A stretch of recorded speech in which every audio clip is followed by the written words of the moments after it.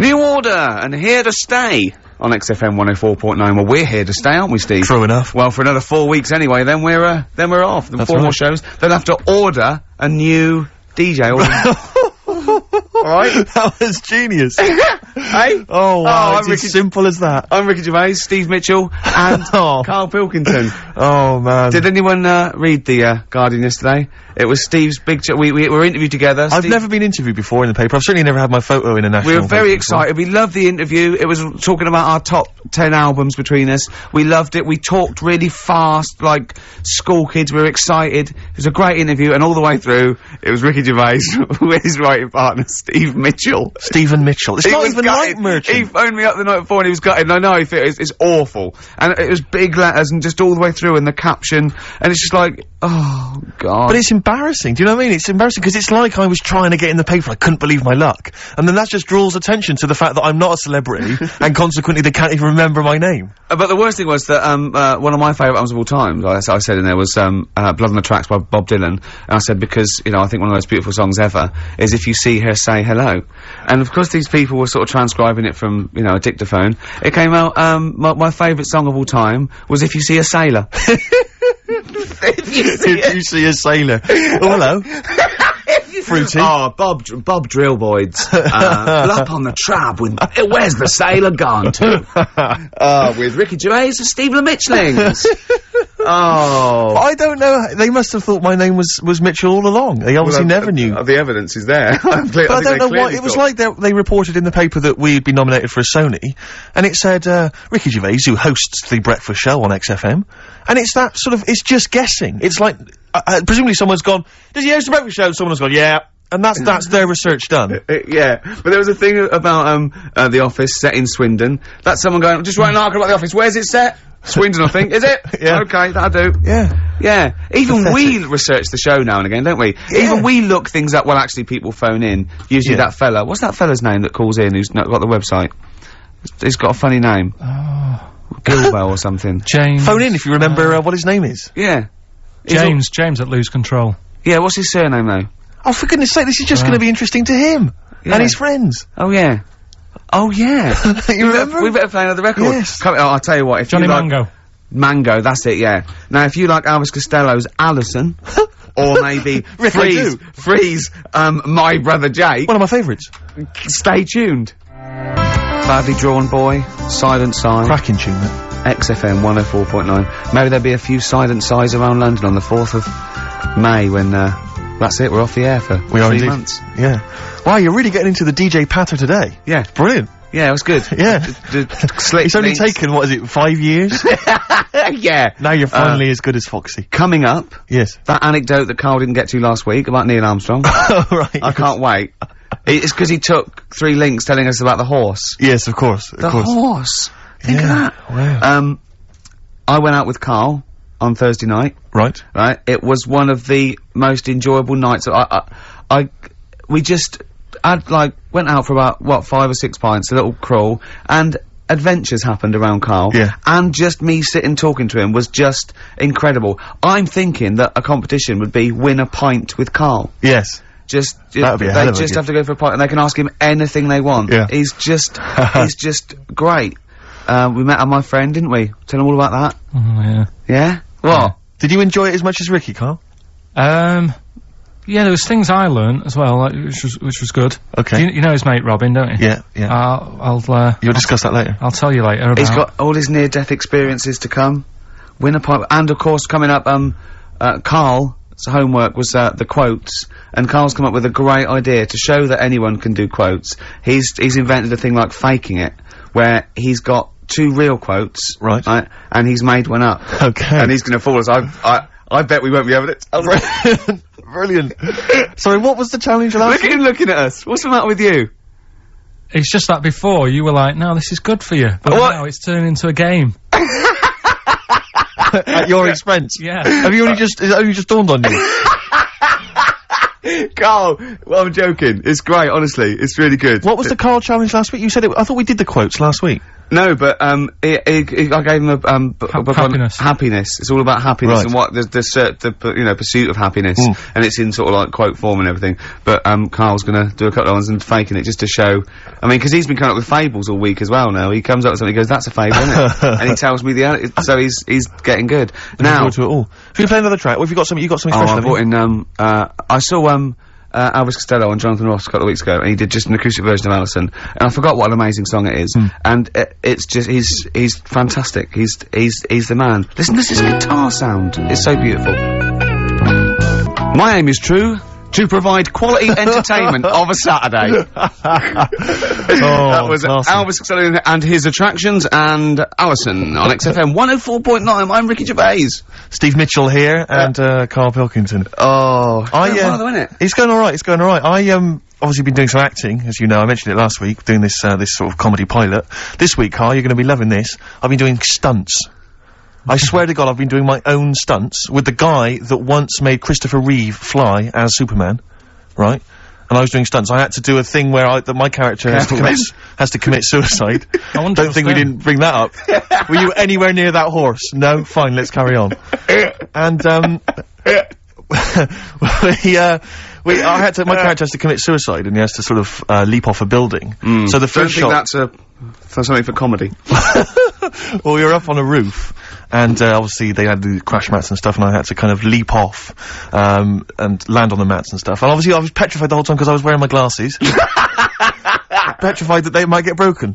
So I was like not really doing it properly and kind of leaping like what, you know, people when they can't dive into a swimming pool, and so they put that one foot out first to sort of break their fall. Was it you that told me that you could never get into fights? No, I can never get into fights or go in a mosh pit because of my glasses. I've missed out in life because I can't. Because if I was in a fight and I say, "Come on, then you are," you know, and I was in a pub or something, they just have to whiff off my glasses, just knock them off. I'm done for.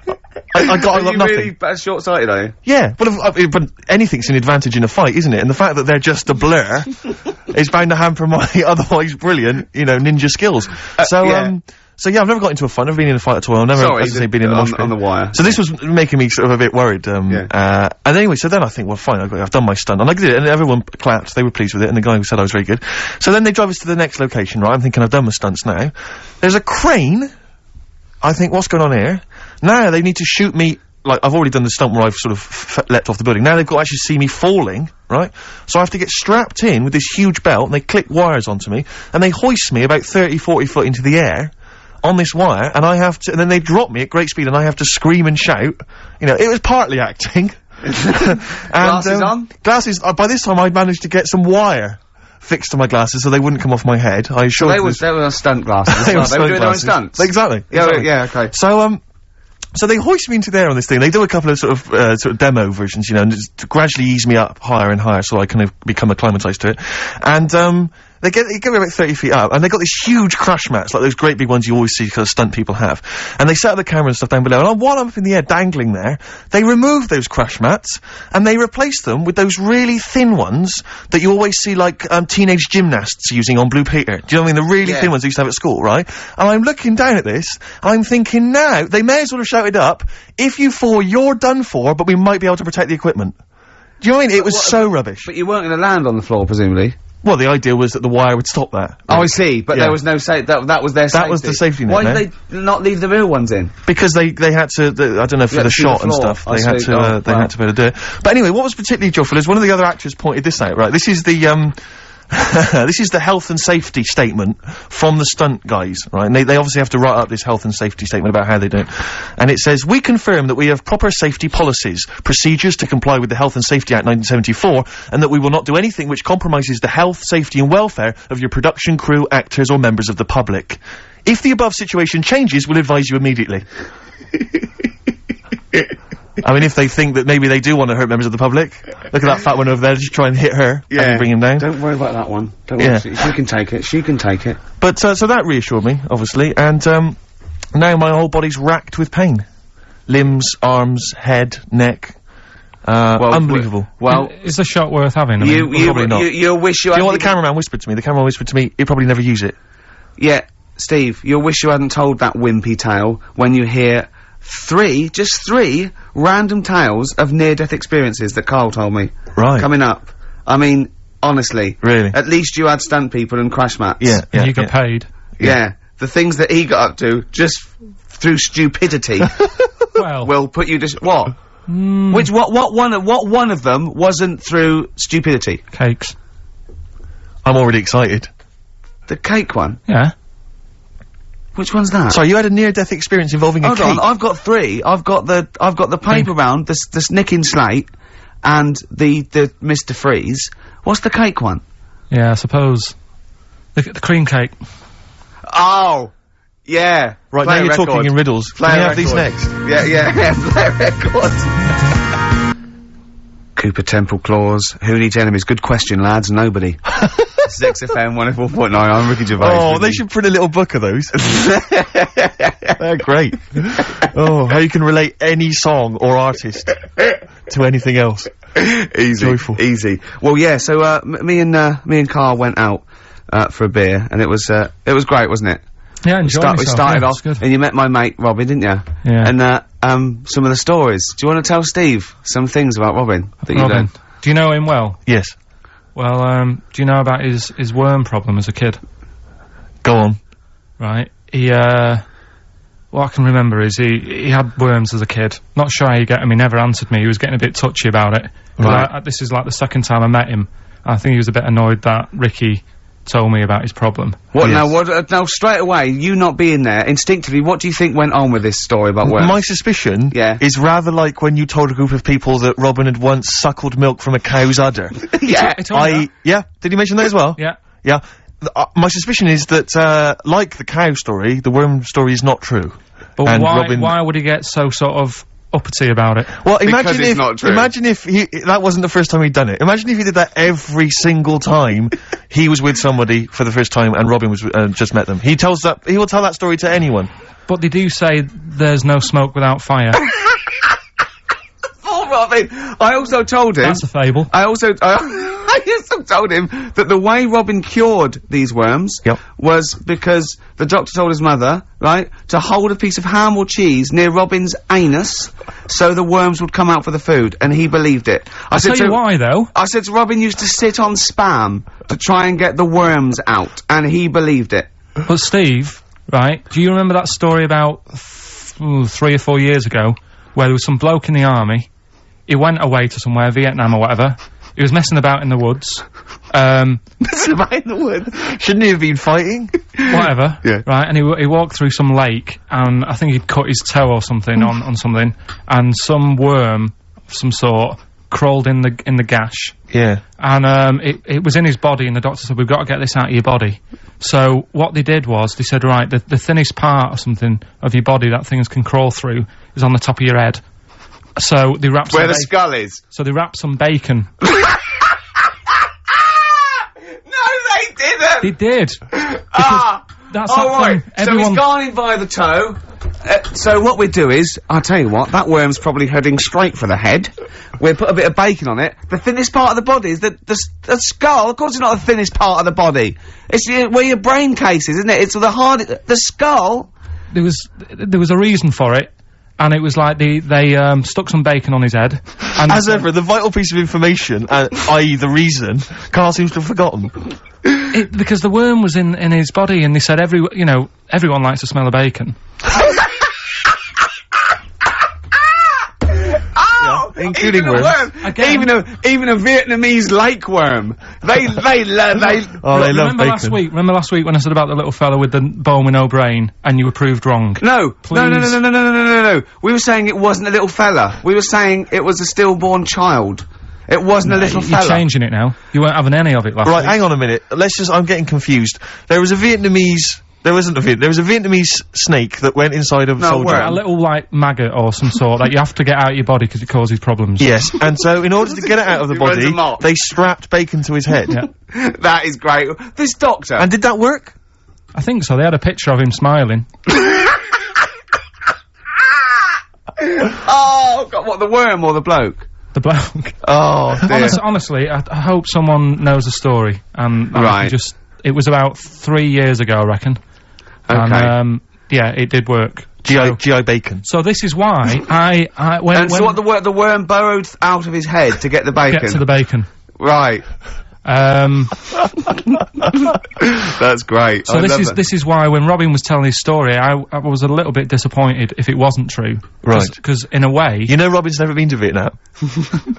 No, but what do you really think that Robin, well, as Robin said at the time, Karl, why would I sit on ham, then tell Ricky Gervais? It's a very good point. Because if he was a kid, you do daft things like that as a kid. Right. It's the telling Ricky Gervais, though. Yeah.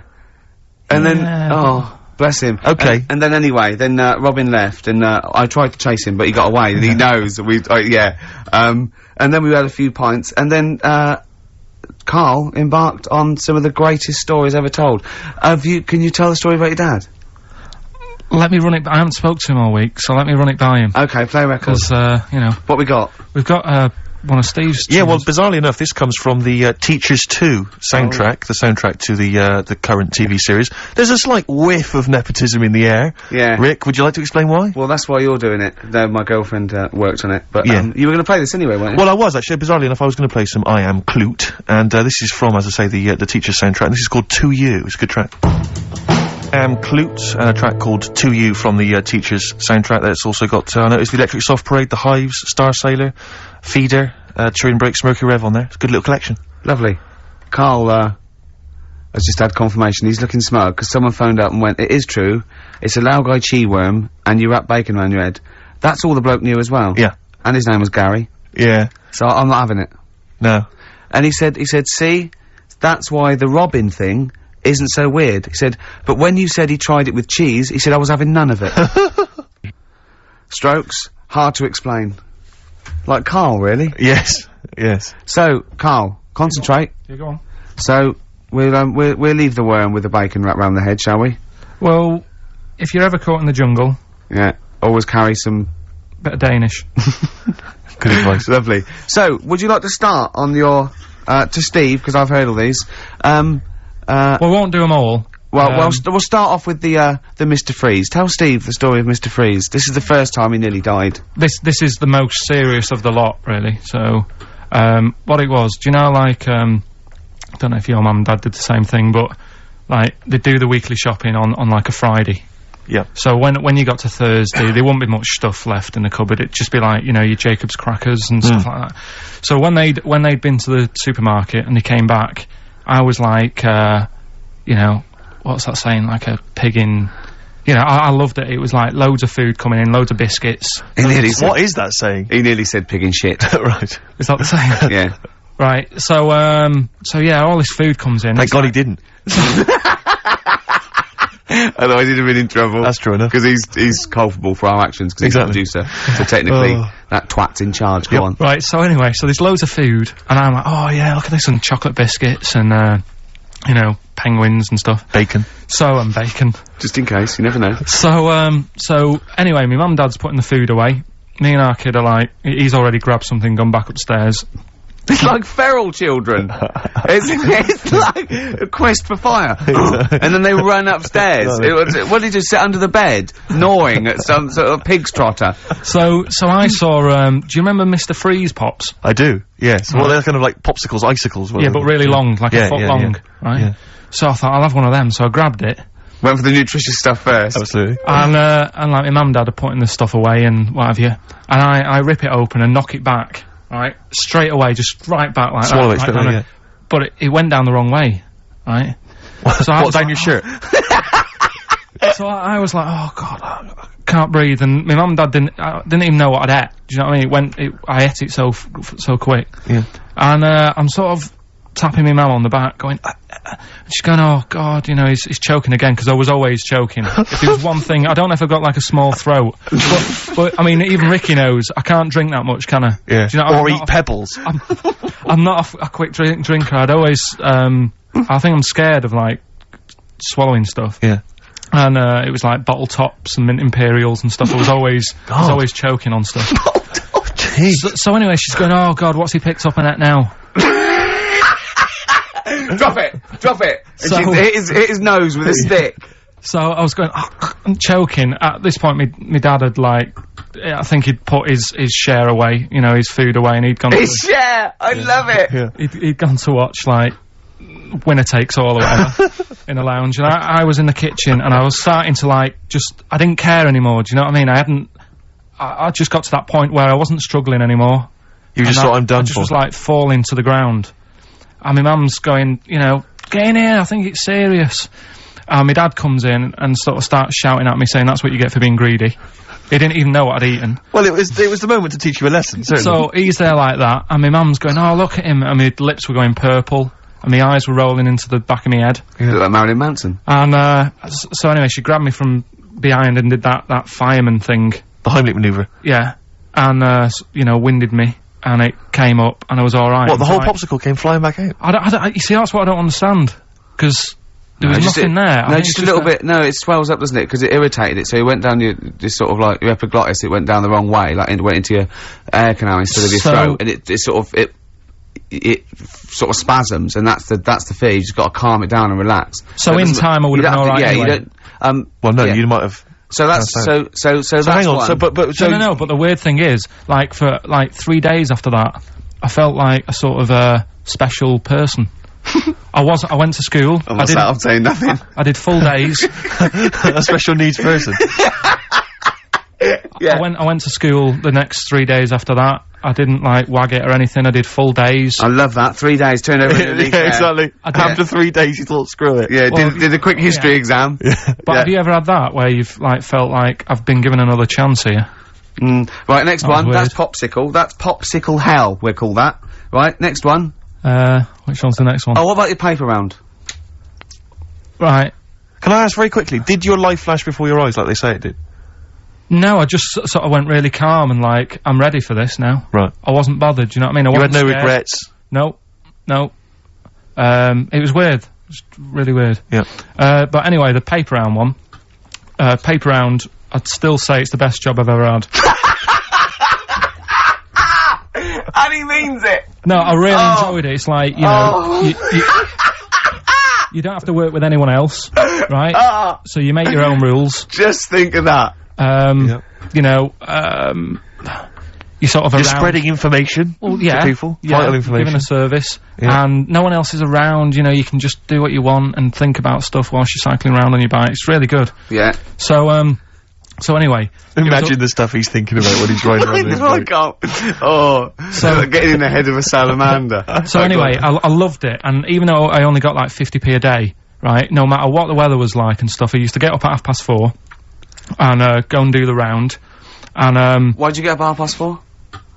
Because I wanted to watch the Pink Panther at 5:30, so I wanted to get me paper round done. I said, why didn't you watch the Pink Panther? And then do the paper. He went, I can't sit there thinking I've got my paper round to do. He'll ruin it for him. Yeah. So is it a good job or not? So 4:30 I was up and about, and this morning it was like winter, really bad winter, bad snow, you know, freezing cold, really windy and all that. And my mum said to me before I went to bed, she said, don't be getting up tomorrow, I'll give you the 50p.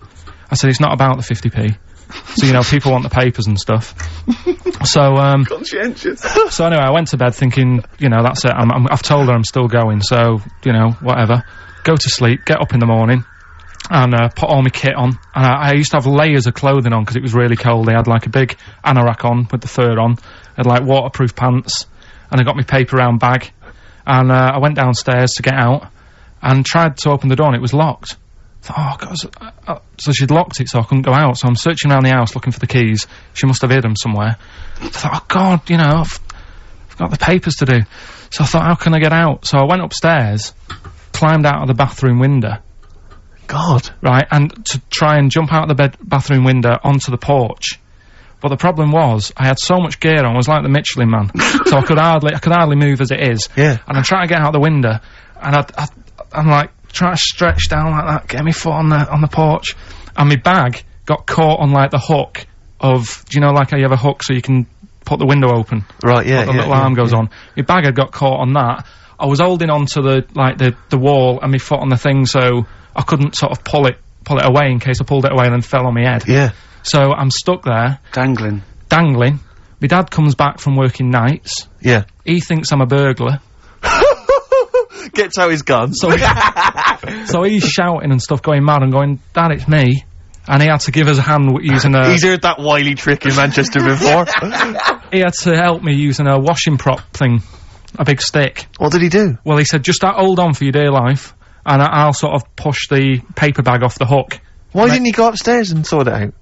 It was at that point where I was in the middle, there was nothing you could do, do you know what I mean? It's at that point where you've just got to make a decision. Yeah. And by the time you got upstairs, who knows what might have happened. Sure. Do you know what I mean? You've got to act there and then, no messing around. Yeah.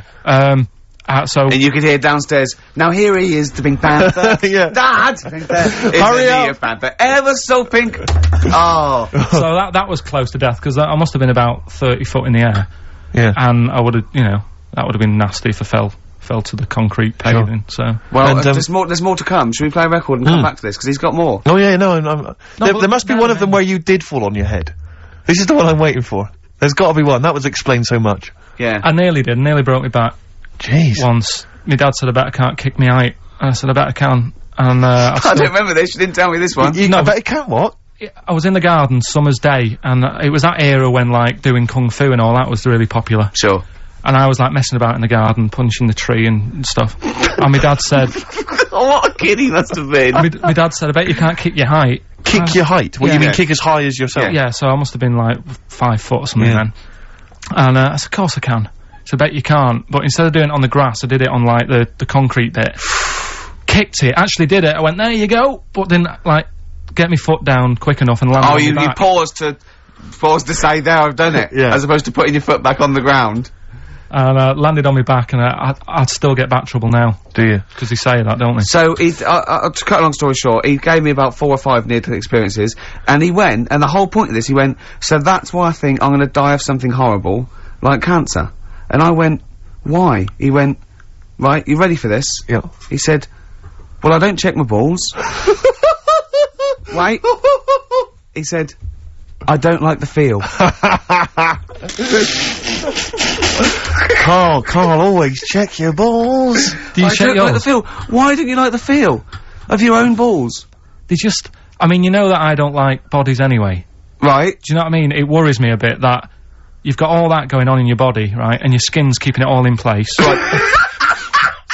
Stop. We're going down a whole other avenue of discussion. Let's play a track, let's come back to it. Oh, right, I've brought in this, this is, free. You'll know from the Jeans commercials. Yeah, All Right Now. Long time ago, All Right Now, yeah. But this is a great little track. This is, My Brother Jack. Stereophonics, Vegas 2 times, XFM 104.9, into the last hour. Yeah. And then 3 shows to go. That's true enough. Until we're off the air. I'm Ricky Gervais. With him, Steve Merchant. Carl. Oh, yeah. Right? Yeah. Let's go on, tell you, we cut short last week, weren't we? You had an amazing story about Neil Armstrong, didn't you? Well, we've been doing quotes, haven't we? Like famous quotes. Sure. That have, you know, gone down in history. Yeah. And, I was saying, you know, quotes don't really matter. It's more the situation that you're in than the quote itself. Go on. So, like, Neil Armstrong, if he'd have said, you know... Tie bacon round your head. I'm as happy as a pig in dust. Yeah, that would have still gone down in history as, like, being the thing that Neil Armstrong said, wouldn't it? Yeah. Yeah. But... Space is driven in mental, probably would have been but he chose to say something profound and meaningful, to befit the situation. It's, well, he got it wrong, actually. It's, a small step for man, one giant leap for mankind, but he was meant to say... Yeah, we discussed this last week, Stop showing off. Well, no, but people might not have listened last week. Yeah, it doesn't matter. I can't imagine people... we better tell him every week, then. Yeah, but he said, he should have said, this is one small step for a man.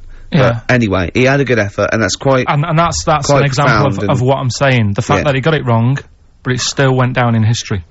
Right. But anyway, the bit that... and it didn't happen anyway, did it? What do you mean it didn't happen anyway? That's what a lot of people say. That no one's actually been on the moon. Ah, yes, of course. They filmed it in Teddington Studios. Well, they were saying something about there was shadow on the film, and you wouldn't get shadow on the film, and... There's all sorts of things. These people that you always quote as they... Who are they? Are they living in jars? Are they little fellas in jars? Look, Go on. You know... Do they appear to you in dreams? I've spoke to different people about it, and there's loads of little things that if you watch that programme, you know, of them being on the moon, there is no way they could have done it. Right. Done. Fine. Yeah. Done. Anyway. That's put to bed. Yeah. But Good. anyway, as he was getting back in the spaceship on the moon, or whether it be a TV studio, he said... good luck, Mr. Croucher. Right. Have you heard this? No. And the reason he said that was because when he was a young kid, and he was I think it was Croucher, but when he was playing as a young kid in his garden, he was playing baseball with his mate, and he chucked the ball to his mate, and his mate hit the ball, and the ball went over the fence to the next door neighbour, right? So he goes, right, I'll just nip over and get the ball. And as he was getting the ball, the window was open to his neighbour's house, and he heard, like, the woman shouting at her husband, saying, I'm not going to be giving you, a bit rude, so if you've got a kid in the car or whatever, turn it down. What, yeah, that's covered that, yeah. Right, Genius. I'm not, no matter how many times you ask me, I'm not going to be giving you oral sex. The day I do that, man would have walked on the moon. Right? Yeah. He grows up, he gets on the moon, and he remembers all that story, and as he gets back in the spaceship, he says, good luck, Mr. Croucher. Now, do you know, now, we'll have to say, I've heard that story before, but when I heard it, the woman said, the day I give you a blowjob is the day the boy next door walks on the moon. Which makes it all the more profane. Impossible. And enjoyable. Yeah, and unlikely. Yeah. But yeah, no, I've heard the same story, Carl. Yeah. Look how pleased he is. I love that. Right, so not only have you remembered that anecdote, which may or may not be true, but of course you've also proven the that, day I give you a blowjob, that kid in the garden's probably going to walk on the moon and say something about giant leaps. Exactly. But, yeah, you must have heard the thing that it never actually happened. Yes, we've all heard it. We've all dismissed it as nonsense. And moved on. Yeah. Yeah. And got on with our lives. Right, Carl. What? Should we do, White Van Man?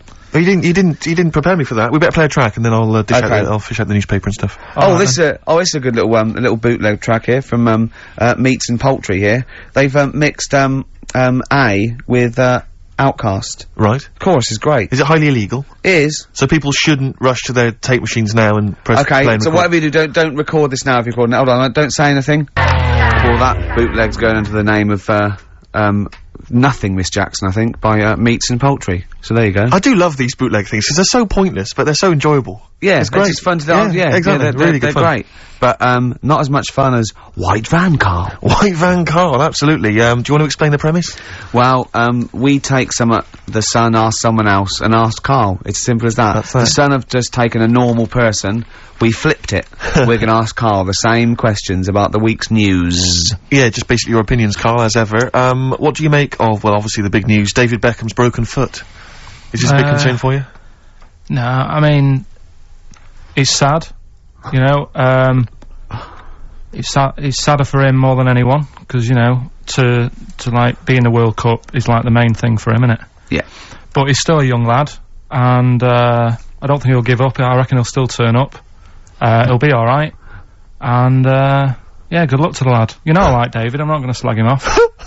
Wise words. Yeah, he says that like he knows him. Like he's popping round for drinks later. Yeah, like we tried to stitch you up. Go on. But, obviously yesterday, was it yesterday, I think maybe Thursday, the Sun printed a big picture of, David's, foot, and encouraged everyone to touch it at midday, because hoping that this would somehow, if we all thought and prayed together, somehow that would help his foot heal. Do you believe in that? No. Do you have any belief in that? No, you're going down the old, like, Yora Geller route, aren't you? Sure. And it's stupid. Yeah. I'm sure, I mean, it's nice effort and everything, it sort of cheers everyone up. Hold on, you believe in ghosts and warlocks and licking toads. Why is that any more stupid than all those things? It's not gonna work, is it? Alright. Fine. It's rubbish. Okay. Okay, what about this then? There's, apparently now available £1.5 million apartments available on an exclusive ship which sails around the world. Yeah, it's like, What do you make of that? it's a huge thing, and you live on it, and it's, I mean, in theory... How big is it? It's mental. Do you know It's when- like Huge a luxury town liner. centre. Do you know how, Because- like, people said that the Titanic was the biggest ship? Was that only then? They've got Yes. bigger ones now, haven't they? Yeah. A lot bigger. Oil tankers are much bigger, and, yeah. No, but actual... Liners are bigger. Yeah, it was the biggest then, yeah. Because my mum told me that there was one that was that big, that it had, like, rough areas on it.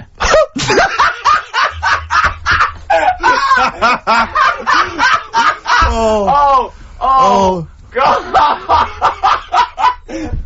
don't go starboard. Oh, God! No, but do you know what I mean? Right. It was like we're thinking of moving. We're seeing Yeah. the captain. We're thinking of moving to a nicer area. Oh, I've heard they're very rough in aft. Oh, God. Oh, that's They steal your fantastic. tyres. A ship's so big there was rough areas. Oh. How big is this one that you're talking about? Well, I don't know. It doesn't give me the specifications here, but they're huge. They're huge. In theory, I mean, it's that thing with it's obviously marketing, but they're gonna solve the overpopulation crisis, where soon we'll all just be floating around the sea. Yeah, but yeah, I can see that, because I mean, think about it, right? I've been talking to Ricky about it. I was hoping to buy somewhere in London, but there is no way in this world that I can afford it, right? And you look at all the wasted space, like with the Thames. All it's doing is, like, collecting crisp packets and stuff, and Coke cans, and people have to clean it up, whereas if you got a load of boats on there... Yeah. Problem solved. Yeah. Would you live on a boat? Solved. What's his name did it, didn't he? What's that programme? Was it Bergerac? Noah. Oh, Bergerac? There was one where he lived on a boat. I think it's quite... That was Shoestring. Yeah, I'd give it a go, anyway. Noah! I'd like to see you, living in the air, maybe in a giant hot air balloon. Yeah, alright. But, no, the boat thing, because it is going to get bad as well, isn't it? They're saying that the water's melting or whatever. The water's melting, The ice is melting. Yeah. And there's going to be more water and less land, so in the future, it's probably going to be the way we're going to be living, isn't it? Have you seen that film Waterworld? Nah, I don't fancy it. Because that sort of predicts that, yeah. What, are they saying that the ice thing will melt? Yeah. But at the same time, I was thinking about this a couple of weeks ago. If you get, I mean, I think I read that, like, a big chunk of ice fell off one of the ice, what do you call them? Caps. Ice caps. Something like I think they said it's the size of the Empire State Building or something. Right. It snapped off and went into the water, and it's melted. And they said, oh, it's bad news, you know, that something that size is melting. But the way I look at it, if something that size falls into the water, it's like a big ice cube, and it's gonna freeze it up again. You with me? Not really, Carl. Go on. Right, you get a giant ice cube, the size of the Empire State Building, stick it in the water, it's gonna make, it's gonna stick back on again, isn't it? Well, no, only if it freezes up again. Yeah, well, it will freeze up. The water's gonna get cold again, because you've just put a giant ice cube in the water. So when you put an ice cube in a drink, the drink doesn't freeze, does it? No, the ice melts. If you put one the size of an Empire State Building in your glass of Jack Daniels, it's gonna make it freezing. It's not going in a glass of Jack Daniels, it's going in the ocean. I know, but you see, I'm using my fables. Imagine a world... Use your brain instead! Imagine the world, imagine the sea, like the Arctic or whatever, as a glass of Jack Daniels. Okay. A big ice cube falls into it. Yeah. It freezes, it melts back on again. So we're alright, I don't know why everyone's worrying. God, thank God for that, I was getting panicked. Oh, fine. Do you understand what I'm saying? Yeah, no, you're right. Yeah, that will happen. Should we play some more music and then come back to White Yeah, this is better than ever. This is dynamite this week. 9 in there on XFM 104.9. We're doing White Van Karl. Got another one there? Well, it's just your thoughts really on the Queen Mum's very British send-off that she was given this week. Yeah. What do you make of all those people queuing up to see her? Did you think that was incredible? Right. Well, we said last week, you know, there was I don't quite understand why there was so many people there, who were, like, getting really upset. Do you know what I mean? Really upset, crying and stuff, and, you know, you can lose someone who's, like, related to you, and you don't cry like that. You sort of sit there and you think back to what you did with them and stuff, and then that's it. But, the queue thing, wasn't it, like, miles long and stuff? Yeah. It was, yeah. Right, I was sat watching this with Susan. 12 hours queuing. Yeah. It never got to 12 hours. It did, but that was the estimated time. Now, but how long is a queue when they're just, like, you know, walking along? Think how far you can sort of, like, you know, stagger in 12 hours. Incredible. It's been ridiculous. Yeah. But, again, you know, if they want to do that, it's their time and that, isn't it? And it was at the weekend, so they could have... It's not as if they got out of work to do it. No. You know what I mean? They used their own time, so good on them. But I thought, right, what they could have done... Remember when I studied Che Guevara? Yep. Yeah. Right? And don't be offended by this, it was just an idea, because they did it with Che Guevara. Remember when they cut him up? Yes, they cut him up, yeah. What was the reason for cutting him up? Well, they cut up Che in order to try and, you told us that they were going to send bits of his body to Fidel Castro and various other people, wasn't that right? As a warning, wasn't it, though, to all the people, like, one to... Yeah, my understanding was that they cut him up in order to, so they could bury him in different places, so that there'd be one shrine. There'd be, not one place that you could go to in order to sort of make him into a martyr. A little bit like that. I've, like, I can vaguely see where this is going. 6 queues, and it's like, number 1, you can, you know, go and pay respect to her head, or whatever. Oh, God. No, but I just was thinking the way of speeding it up. I'm not having a go, because they haven't done it, so it doesn't matter. God. But they did it with Che Guevara. Yeah. Everybody would have felt like they've got close to her. And it would have speeded it up. No, I mean, but I can understand. Can I just say that genuinely, Karl is not being disrespectful here. This is his best idea to cut down the queues. So don't phone in. He's not suggesting we should have done this. He genuinely Well, he is. Well, but I mean, he's not doing it to be nasty or wacky or you know. He thinks this is a good idea. So can I just throw a thought at you? Che Guevara, who was like a powerful man. He did a lot for the world and what have you. Yeah. And are you aware that I feel slightly responsible for this because have you heard of the quote, a little knowledge is a dangerous thing? Yeah. Okay. Steve, next one? No, just a very quick question. I can understand those that have queued for 12 hours to see the head. I'd be a little bit annoyed if I got there to find a toe. I'll tell you what though, I'll tell you what they could do without chopping her up. They could put about 9 queues, each could see each hip she had. That's true enough. Because she's had about 9 of them, so it'd just be, if you want to see the whole body, it's a 12-hour queue. If you just want to see a couple of the hips. Here's another suggestion for you, I've just thought, right? What? Instead of everyone queuing to see her, why not put her on a trolley and wheel her past everyone else? Running. So yeah, you could have some students on Rag Week, they could combine it. Like when they're always pushing a bed. You know, they could just run it along the queue. No, that'd be fantastic. That'd be disrespectful. Right, as opposed to the chopping up. So. Sure. No, right. But just an idea. Just I apologise now if anyone's offended. Anyone offended, I'm sorry, but... Yeah. Okay, finally, this is more frothy. Liz Hurley lying low, apparently, at Elton John's house to try and avoid the press now that she's had a child. That's a good place to go to avoid the press. Exactly. Yeah. Yeah, Elton John's house, Everyone seems to be friends with Elton John, don't they? Every celebrity's when friends they pop into Elton John's house, what is he running some sort But of... it was like when Robbie Williams was a drunkard and a drug addict, he went to Elton John's. Yeah, and who's the other fellow that went there as well? Was someone to, you know, to recuperate and, shoulder the crime? Is he giving out false passports? But I don't know if people have seen his history. He's not the man of, you know, I mean, I know he's cleaned himself up now, but, you know, maybe that's it. Maybe he's got this kind of insight into, how to deal with celebrity. Yeah. What do you think? I think it's just genuine mates with him. I think he's just like a friendly bloke. I think she's been doing too much lying low in the first place. That's part of the problem, isn't it? High five, Karl. That was a genuine joke from Karl there. And he's so proud of himself. Look at his little face. Too much lying low. Oh, that was my I agree with you. Why can't she just go around to her mum and dad's or something rather than Elton John where everyone's looking? Yeah. Yeah. Yeah. That's the point, isn't it? Yeah. So that was good, yeah. Very good, yeah. Right, what music we got? We got, bit of Flaming Lips. Flaming Lips, excellent. There's the classic Race for the Prize. Should have been a big hit, never was, sadly. The Flaming Lips and Race for the Prize. Just playing that, Rick, for everyone who emails us saying. We get a lot of emails every week, but we obviously don't really respond to them because we're very lazy people, but we obviously appreciate it. And I play that particularly for Claire, who's emailed in saying her friend Sarah Prosser would like some Beatles. We're not going to play the Beatles this week, but Sarah apparently loves us more than words can express. More than Karl could express. Absolutely. I'm going to stop you there, Steve. You don't want an advert. Spread your love on XFM 104.9. I'm Ricky Gervais with me, Steve Mitchell. And now it's Karl's bit. It's the re-education of Karl. He's like Liza Doolittle. And now he's coming, or Lawnmower Man, if you've seen that film. More like Lawnmower Man, if you've seen the film. You'll know what I mean. And his homework was to just study quotes, really, on happiness and stuff, and general well-being. He's not a big happiness, quote fan, are you, Karl? Not really. So what have you done? You've come up with something, haven't you? Right, yeah, I told you, right? Because a lot of these are just things you say every day. They're nothing special. So what I'm doing... Well, you say them every day.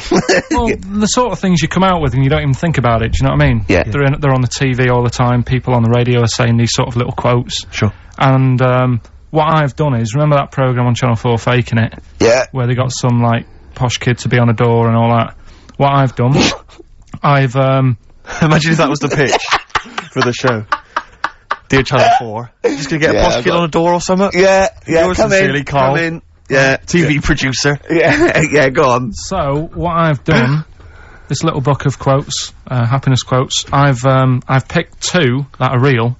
Okay. And I've made one up. Right? And we've got to guess. And you've got to guess. Okay, then, go on. Well, I'll tell you what, Rick, why don't we, when we've heard them, we won't confer. No. You'll write down yours, A, B, or C, and I'll write down mine, and we'll see how it Okay, goes. Karl, off you go. Right, and just because I'm looking at this book, it doesn't mean I'm actually reading. No, I know, Don't worry, we're clever. No, we know, we can't see, Like, call my bluff. Yeah, go on then. Nothing is worth more than this day. Okay. Yeah. Yeah. Alright. Yeah. The way I see it...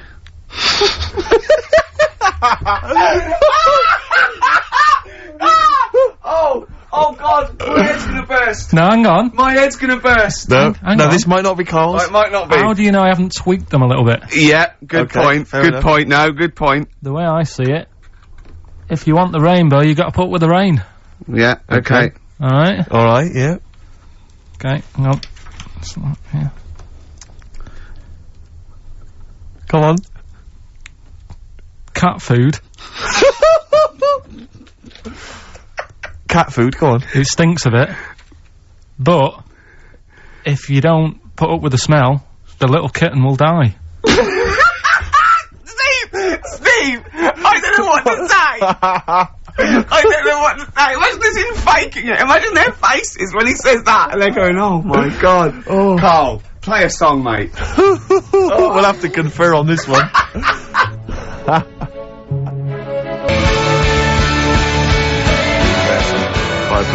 Well, that's just amazing, Karl. Just read them again. Two were real, one was fake.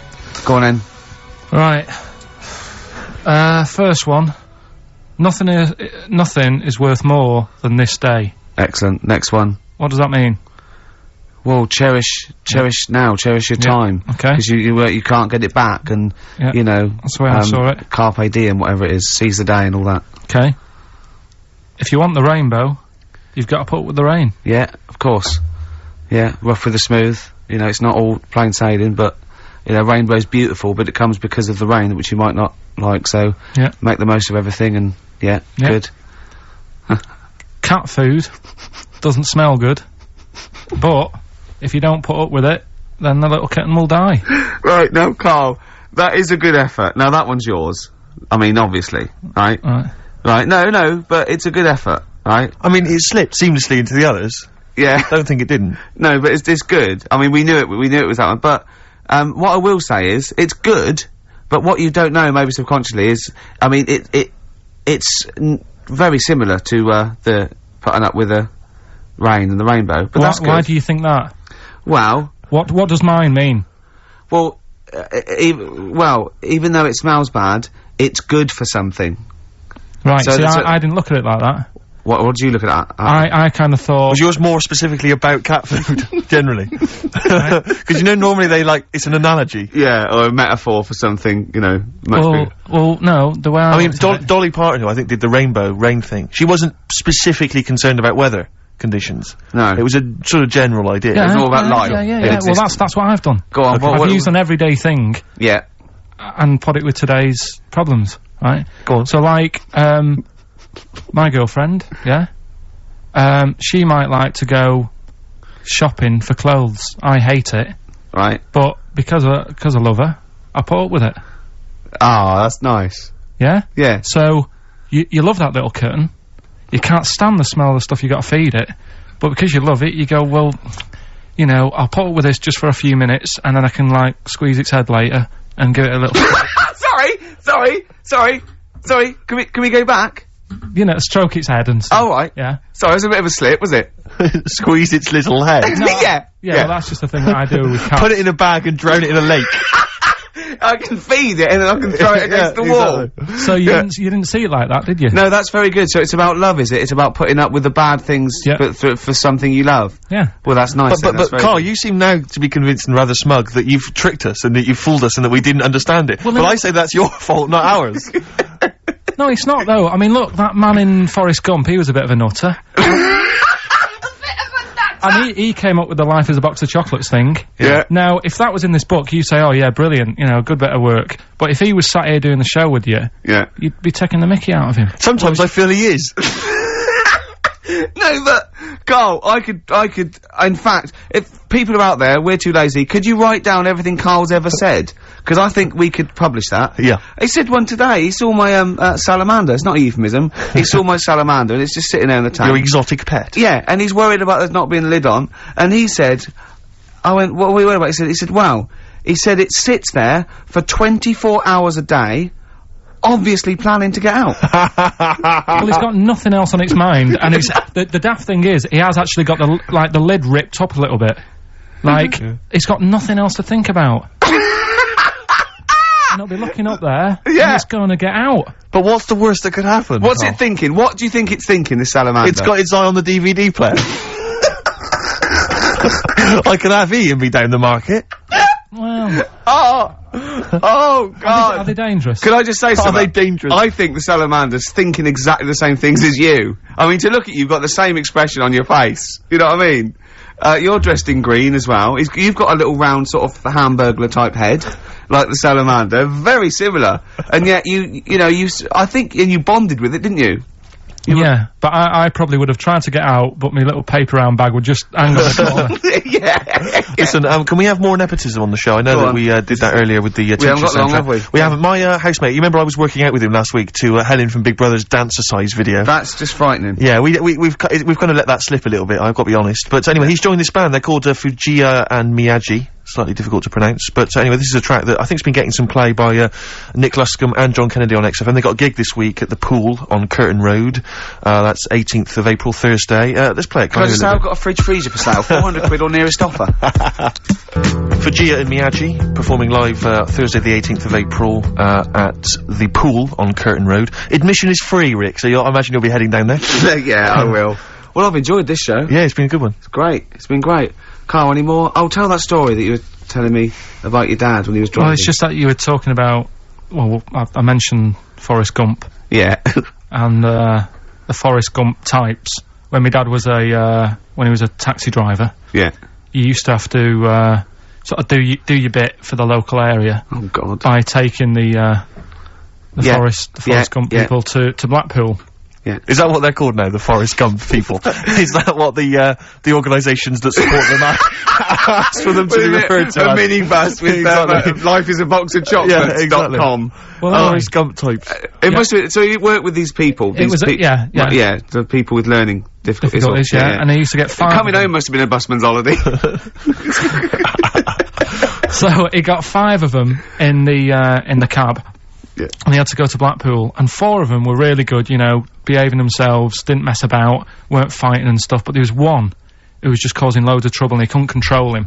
Oh, and what you've got to be able to do with people like that, you don't want them to get stressed out because it's not good for them. It stresses them out, and you could end up with a bit. Thanks, Dr. Karl. You could end up with a bit of a riot on your hands. So he thought, I'll nip this one in the bud right now, and he pulled up just on the outskirts of Blackpool. And he took the one out that was causing problems and put it in a wheelie bin. Oh, no. Oh, I'm sorry. I apologise. He did what? Oh, he did it for the good of the others. He put it in a wheelie bin. It was having a good time. He thought it was one of the rides. Can you stop saying it? Him. Yeah. He was having a good time, and once he calmed down, my dad went back and picked him up, and he was fine. He had a good time. What, he left him in there the whole time the others were in Blackpool? No, he left him there, not the whole day, probably about an hour and a half. In a wheelie bin? In a wheelie bin. Why couldn't he get out? Because, like, his arms were trapped on the thing. It's one of those... What, he tied him up? No, do you know, like, because he was a big fella, and, like, he managed to get him in so his arms were down the side like that, so he was a bit trapped. Wasn't he screaming and crying and stuff? He was making a bit of noise, but, do you know what I mean? What, you feel served him right? Well, but anyway, I didn't really want to talk about it. He just brought it up because of Forrest Gump. Did his, family know about this? Is this the first time they'd have heard about this? He didn't get asked to do it again. Because he had another problem similar to it where he had a little minibus, and it was his job to take a load of old women to the bingo hole, and it was miles away. And he took him there. There was no problem. About 10 old women in a minibus. One of them was causing trouble, so he pulled over it. No, right, so he took him there, everything's fine, he dropped him off, they had a lovely night, right, they had a lovely night, won a bit of cash, coming back, it's a bit of a late night, and they all started moaning at him, going, I want to be dropped off here, take me there, I want to be dropped off first, I've got to get up early, blah blah, my husband's expecting me, I'm already late, take me here first, take me there, and he just pulled up, in the middle of nowhere, said, get out. And he made them get out, and they all called for taxis. They charged that company who was meant to be taking him home in the minibus, and he got the sack. Jeez. But a similar sort of story. You can't be dealing with it when people don't sort of just calm down and, like, solve the situation. Yeah. They're just all like, I want to be dropped off first, take me here first, take me. Yeah, so he acts like a madman. Good. Oh, that was Alright, great. we've got a crack on, haven't we, really? We got, Says so much. Yeah. Yes, Nick Drake, a song for the ladies this week from the album Brighter Later, At the Time of a City Clock. That's Goodbye. it. Yeah, Goodbye. see you next time. Bye.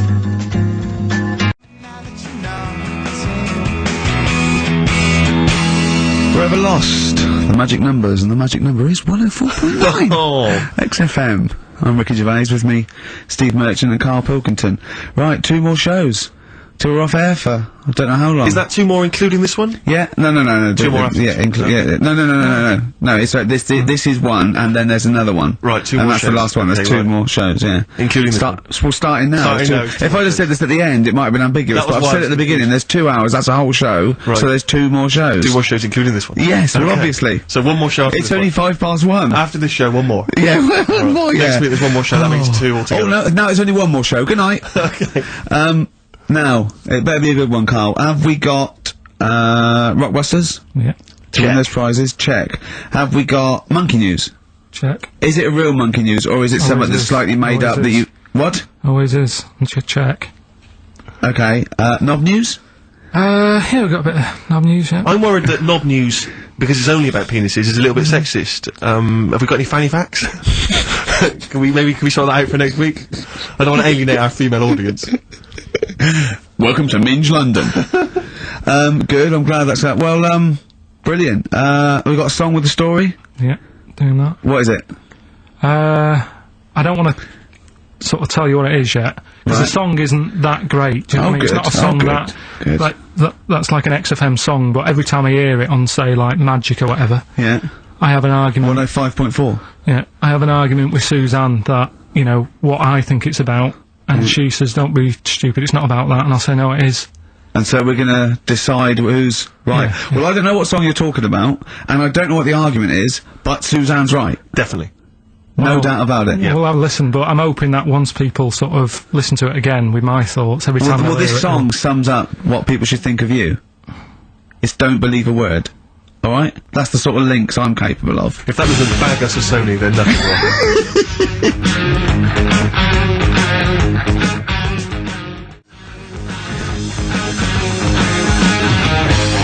Thin Lizzy, don't believe a word on XFM 104.9. I'm gonna miss this show. It's been good. You might be the only one. No, well, you know, so we'll come back again. Yeah, we've got a lot to do over the next few months, but maybe for Christmas or just after. But I still call Karl every day anyway. Oh, sure. I called him, a couple of days ago. Of course you do. And I went, it was the weekend, I went, what are you doing? He went, oh, just in Regent's Park and that. I went, what are you doing? He said, just going for, he went, oh, Jesus. I went, what? He went, a caterpillar just fell out of the sky. I went, what? He went, a caterpillar just fell out of the sky. God, it's there, it's wriggling around. I went, sure a bird didn't just drop it. He looked at it and went, oh yeah. There's a bird. Of course he did. Yeah. For a moment he thought caterpillars were raining from the sky. I thought I was in chicken licking. Yeah. Unbelievable. Why did you think a caterpillar had fallen out of the I sky? don't know, it just startled me a bit. I love Karl being startled. I like the idea of him straight on the phone to Trevor McDonald. Look, Trevor, there's caterpillars, insects falling out of the sky. They're falling out of the sky now. Put it on the news, quick. You sure there wasn't a bird? Oh, there was a bird. Yeah, sorry, Trev. Bye. But it was after, like, I hung up the phone and that from you, I sort of, sat there for a bit watching it. I imagine him cross-legged, just in front of it. But do you know on the what? grass. Because of his shape, the shape of his head, and his sort of IQ, I bet the caterpillar was thinking, Mama. Yeah. Do you know what I mean? Yeah. It's unbelievable. Go on. And, it was sort of running about all over the place, right, Steve? So caterpillars have loads of feet and that, don't they? Wow! Well, they have 6 legs. They're actually larvae of an insect. They have 6 legs, but they have little sucker things to hold on to the back of cabbages and that. No, they've got more than that. They've It's got. like- I'll tell you, they have got 6 true legs. Trust me. Trust me, I'm a scientist. And you were thinking what, Karl? Well, But they've got little pods. They've got little pseudo pod legs and little suckers. Yeah. But it was running about, like, everywhere, right, mental, but sort of running off to the left, and then it sort of went back to where it was, then back, you know, went right and what have you, and I'm just thinking, whoever gave them the legs, right, what's the point if they don't know where they're going and that? Do you know what I mean? If you can get about... Imagine that sentence. Did you hear that sentence? Can we play that sentence back? No, I don't think we can. Imagine who gave him that legs. Whoever gave him them legs, what's the point if they don't know where they're going and that? And that. Always and that. And that, but maybe you just, to be fair to the caterpillar, with all its legs, okay, and you know where it was going, it had just been plucked from its house by a bird, shot up into the sky, and then dropped from 80 feet, hitting the ground. Onto the head of a weird, bald-shaved monkey. It was probably concussed. Yeah, it's one of them things again, though. But it still knew more about the world than you. How does that make you feel? I just think it's a waste of time having all them feet. It's the same thing as the, now it's got feet now! It has a nightmare buying shoes, doesn't it, Carl? All the, what was it you were saying about leeches and that, because we were talking about insects. Well, they're not insects. They're not insects. What are they? Well, I think they're probably, probably platyhelminth. Probably sort of like a flatworm type thing. That's what you were thinking, wasn't it, Carl? Yeah, I'm not sure about that. I don't know what the phylum is, but they'd be, What was the leech, what was an interesting leech? There's an experiment, where you get a maze for a leech, and there's a bit of blood thing, and it eventually finds its way to the blood. Okay, and then it knows. Okay. And if you put it back to where it starts, it knows where it goes straight towards it because it's learnt it. If you liquidise that leech, right, and feed it to some leeches who have never done the maze, because of a thing called chemical memory, they find their way straight to the blood. That is extraordinary. It's extraordinary. Yeah. I mean, it's incredible. We should try that at Hampton Court one weekend. but maybe with some tourists. We'll just blend up some tourists. Or the people on them, I'll tell you who would do it, those people who go on Celebrity Love Island. Any of them. They will do anything to get out of it. They will be liquidised. People have enemas, they will do they wank off pigs, they will do anything to get on telly. What about that? Be liquidised and fed to another, get one D-celebrity slapper, liquidise her and feed her to another slut. So we blend and see if she can find her way, and see if she can find her way to Channel 5. Yeah. What a brilliant show. Hosted by Jimmy Carr. Of course. That'd be amazing.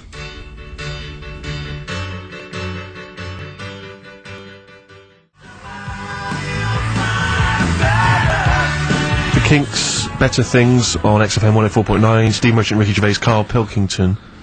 But do you know this, we were talking about the leech thing. Sure. Right. You're saying put them in a blender. I'm not saying that. Well, someone did. Yeah. Why were they doing that in the first place? Do you know what I mean? How did they find out that if you put leeches in a blender? I don't know. They probably kept notes. I don't know. No. But what made them? Were they just having a laugh? What made them go? Was it a party? It was a couple of 40-year-olds. They were at a party. It was a couple of research scientists. They'd been given £1 million, and the boss was coming round to say, "What are you doing?" And they were just making a smoothie, and they went, "Quick, Mr. Yakamoto's come round. Throw in some leeches." What are you doing? Just leeching. Just feeding these leeches to some other leeches. Alright, well that looks like science, I'm off. Well, that's what they do. Here's another £1 million for next year. Bye! Yeah. That's how they work, though, isn't it? A lot of these scientists... That's exactly how they work. I'm just saying they're getting away with murder. Go on. Well, just the way they do sort of spend loads of time. And you can't say anything in front of him, because everything's got a point with him. You can't have a conversation with Karl, because he always puts in a curveball. You tell him something, and the question comes back that you never could have expected. When I told him that story about the monkey who'd run away because he had an argument with his father, he said, "What was it about?" No one in the world thinks that. No one in the world would ask that question. The leech thing. Do you know how you said, show the leech the way to its better food, whatever it's eating or whatever, in the maze, right? Yeah. It makes its way, right? It eats the cheese or whatever. Right? Blood, right? And then you give it... Everything's a cartoon with Karl as well, isn't it? Everything is a cartoon. It's a leech with a little hat and a little baby bell at one end. But what happens if you got another one and move the bit of blood, right? So, feed those two leeches to one, then what? So is it going to get confused, or... Do you know what I mean? Which way will it go if it's eaten two leeches that have done two different ways? Yeah. Is it sort of stressed out? I don't know. It probably knows both routes. It probably goes, well, there's one over here. Oh, there's one over here as well. I'm happy. I've had 2 for the price of 1. Right, and, okay. I'm full of leeches. Then what's the best that can happen for, like... what are you talking about? What do you want out of me? Because I'm just saying, if by doing that, they can go, right, we can do this, we're humans. Oh, what do you mean? What do you mean, in the name of Christ? What do you mean? All I'm saying is, what's the point in doing it? What do you mean? If you could do it with humans, I'd say... But what, right, Carl, think about what you're saying, man. Yeah, I'm saying... If you could do it with humans, do what with humans? Say if Einstein, right, didn't do all that maths that he did, right? Say if he got to E = and then he died. Squash his brain, give it to someone else, say, right, eat that, and they go, right, it's E = MC², isn't it? What I'm saying is... But they wouldn't, they'd go, E = wouldn't they? If it was chemical memory, they'd go, oh, E = yeah, same as Einstein said. Yeah, I just ate his brain. What am I saying? What have you made? Carl, think what you're saying. It's unbelievable.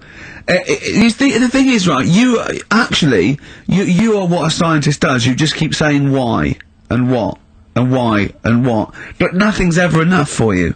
Which is good. It's nice to have an insatiable... I get annoyed with all the amount of time and effort that's put into stuff that's useless. What's the next stage to squashing that leech? If it's not going anywhere, forget it, work on something else. It's the same way in some science magazine I was reading about, is there anything smaller than a quantum electron or something? Yeah. It's like, if it's not getting in the way, don't worry about it. Why are they worrying about things we can't see? If you blended up Carl's brain and fed it to someone, would it make any difference? No, they wouldn't even notice, would they? Wouldn't register. You fed it to a leech, and the leech would go, oh, I don't know what I was doing, I don't know what... Where was I going? I'm even more confused. I don't know.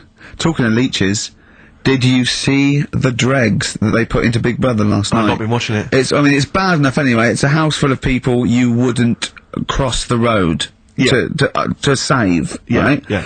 But there's 3, they've put in 3 more to spice it up a little bit.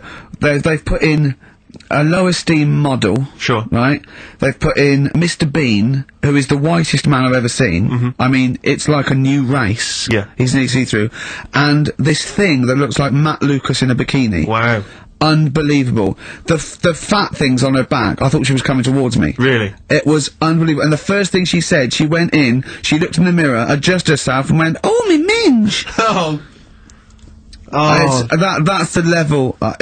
Do these people have relatives? Is there anyone in the world who knows them, claims to be a friend of theirs? Families. Do they have family there, or the family have they just moved away? No, they're probably, their family, their family are probably quite proud of them, because they're on the telly. It's probably like, saw your daughter last night saying, oh, me minge on the telly. Yes, she was on the telly, wasn't she? Yes, she was on the telly. What about the bit about, oh, me minge? She got one out immediately, went, got it out, lobbed it out. I mean, it's unbelievable. It looks like an experiment. I can't watch it anymore. It's just too much now. Because I can't relate to those people in the like in the first series. I always remember it seemed like a genuine social experiment. Yeah, exactly. There was intrigue, there was drama. Yeah. It was genuinely great hypnotic television. Now it's like putting ants in a jar and shaking it. I don't know what's. But even now, I couldn't watch that once a night every week. No, I know. It's just. It is unbelievable that what people are willing to do now on the title, because they've just put in people. I mean, it's unbelievable. It really is. You don't care about anyone. But I suppose what's good is that I think you watch it now because you want one of them to fall over and hurt themselves. Yeah, or just choke on a chicken bone. And no one else in the house knows the Heimlich maneuver. That's a good idea, isn't it? Yeah, feed them more chicken. Send in more roast chicken. So we got a wonderful celebration for you.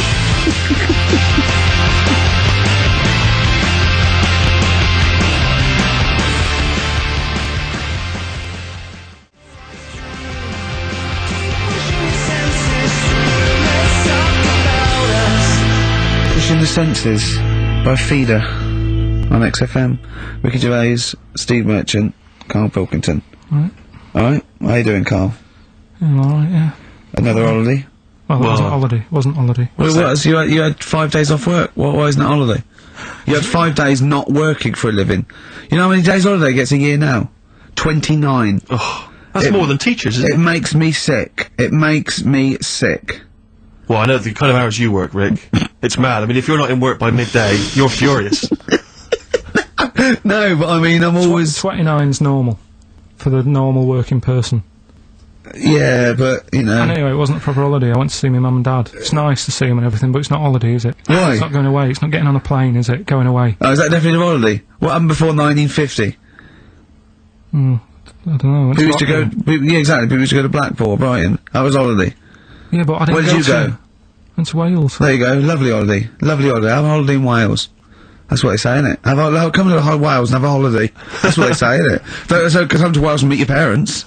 Come to Wales and have a lovely holiday. Right. Well, anyway, it was good and that. It's always good to see him. Right? But week off work. Do you know, like my mum likes gnomes and stuff. Yeah. Right. Of course she does. She's lived with one for 30 years. She said, you know, get your dad to take us to this park where they've got like, you know, 6-foot gnomes and stuff, right? Have a walk about. Sounds like a nightmare. Yeah. Sounds like a living nightmare. Keep an eye on Karl. So anyway, he stood still for 2 minutes. Someone bought him.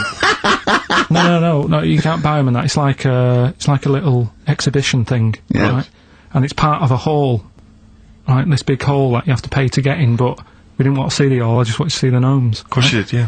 So anyway, my dad says, yeah, well, we can get in there for free. Of course he did. Clever. Right? So we parked up on this little country lane, right? No one about. We walked How much down. was it to go in? Like £2? About £3 each. Yeah. But he said, well, yeah, but if you don't have to pay, do you know what I mean? You enjoy it even more, don't you, when you're walking about and you think, I've got this £3 in my pocket, no one's having it. Yeah. Right? No, looking over sort of for a bloke with a peak hat saying, can I see your ticket, please? I wouldn't enjoy it more, no. Go on. Yeah, but you don't worry about it, do you? You've got a bit of money now then, Rick. You've changed. So anyway, so we had to walk across about 4 fields. For £3! Right, and what happened was, we're walking through all these fields and what have you, big grass and muddy bits and all that, 'cause it'd been raining, and climbing over fences and stuff. And we're in this field, right, and I look to my right, and there's about 30 cows all staring at us, right? And Suzanne started to panic a bit. She said, we shouldn't be here. Dad says, of course we can, we're allowed to go wherever we want, you know, all this land, it's, you know, it's ramblers' rights and all that stuff. Yeah. And take a cow if you want, so, unattended.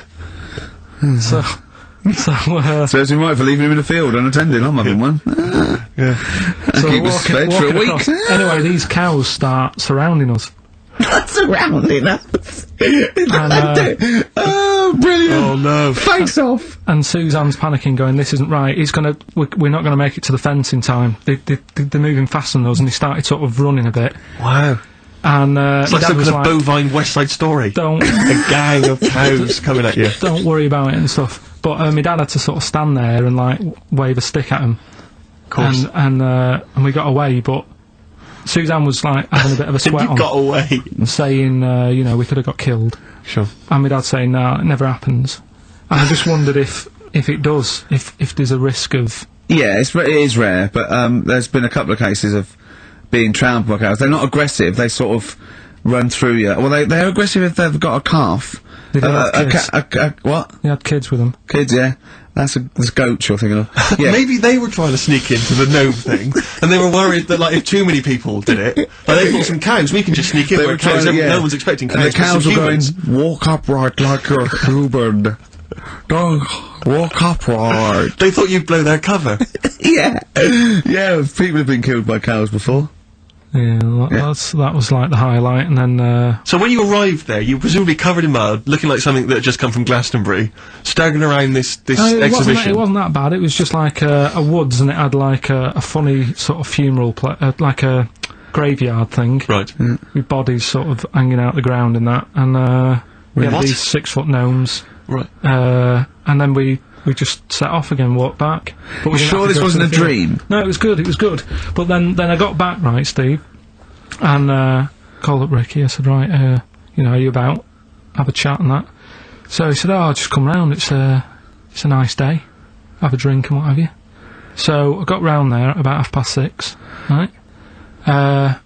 Go up to his door, knock on his door, right? He stood there with his tackle out. Oh. Yeah, and what did you make of that? What was wrong with that? What do you mean, what's wrong with that? Why were you looking at it? Why were you looking at it? I tried not to look at it. But, again, you're always sort of attracted to it, aren't you? Kind of like...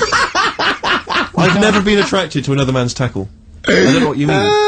You can't help but have a little sly look. Well, especially when it's there. When you ring the bell, and I mean the one on the door, right? And that's hanging out. And does he dress to the left or the right? It was to the left, right? Yeah, it was left, yeah. Just popped it out of my shorts for him. Just popped him out of the shorts. Should have seen the state of him. Shorts on, no top, cigar. Looked like someone out of The Sopranos. It was a mess. Yeah. And then, we sat on the balcony drinking wine, didn't we? Did you pop it back in, or was it still... Yeah, I popped it straight back in. I've got the laugh. Sure. I've got the laugh I wanted. Yeah. He walked in, he went, it's not that hot. Straight away. It's not that hot. Oh, brilliant. then, was that knob news, or is there more? no, it's got more knob news. That's just a taster. Just a taster. Listen, let's play some adverts, let's play some great music, and maybe we should have some early knob news. Early knob news coming up. XFM. Once this big dog chased me.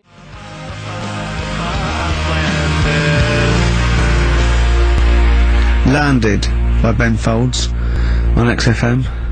I'm Ricky Gervais, Steve Merchant, Karl Pilkington. We've had a couple of emails, Rick, saying that there have been reports of people actually being killed by cows. Yeah. So it is actually quite a lucky escape for Karl and his family.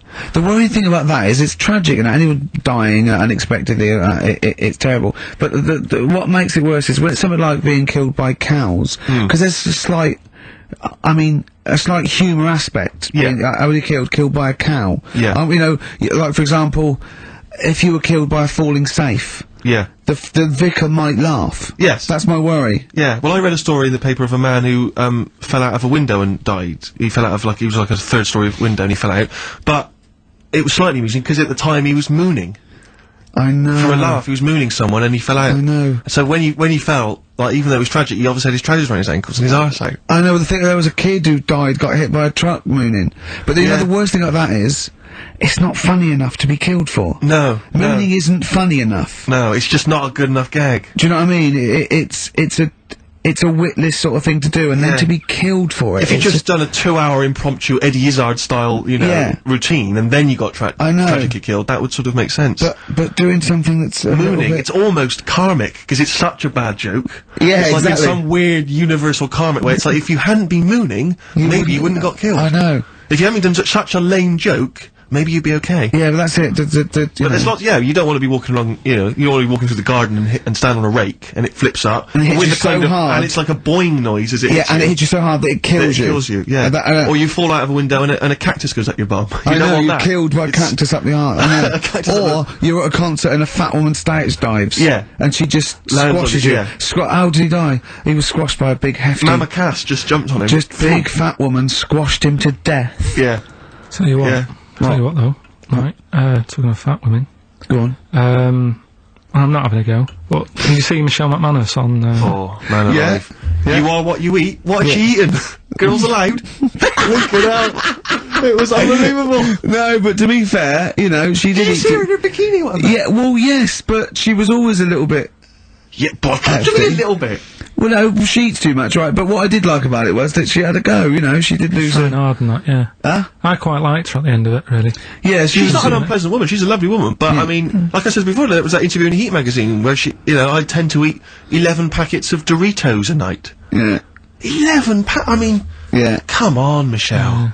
That's too much, isn't it? Unless you're trying to win some kind of competition, like trying to find some kind of, you know, a golden ticket in one of the packets, there's no excuse. What could you possibly be trying to win to eat those every day? But she's not, it wasn't her who annoys me, it's that doctor in it, that woman, she does me head in. Yeah. I can't be doing with her the way, Well, you know, she's not actually officially a doctor, is she? No, and her bedside manner's not very good either. No, it's like the fear tactic that I think you want a little bit of. And what does she look like? I mean, she doesn't look like the sort of peak of health. She's got that weird sort of witch-like crone face. it can't be I know. good for you hanging about all that poo all the time. She's always delving into that every other day. I used to be told, you know, don't mess about with dog poo because it can make you go blind. Yeah. She's constantly at it. Yeah, I know, yeah. Rubbishing through it. And it annoys me the way it's like, you know, well, let's have a look at your poo, let's see if you're eating the wrong types of food.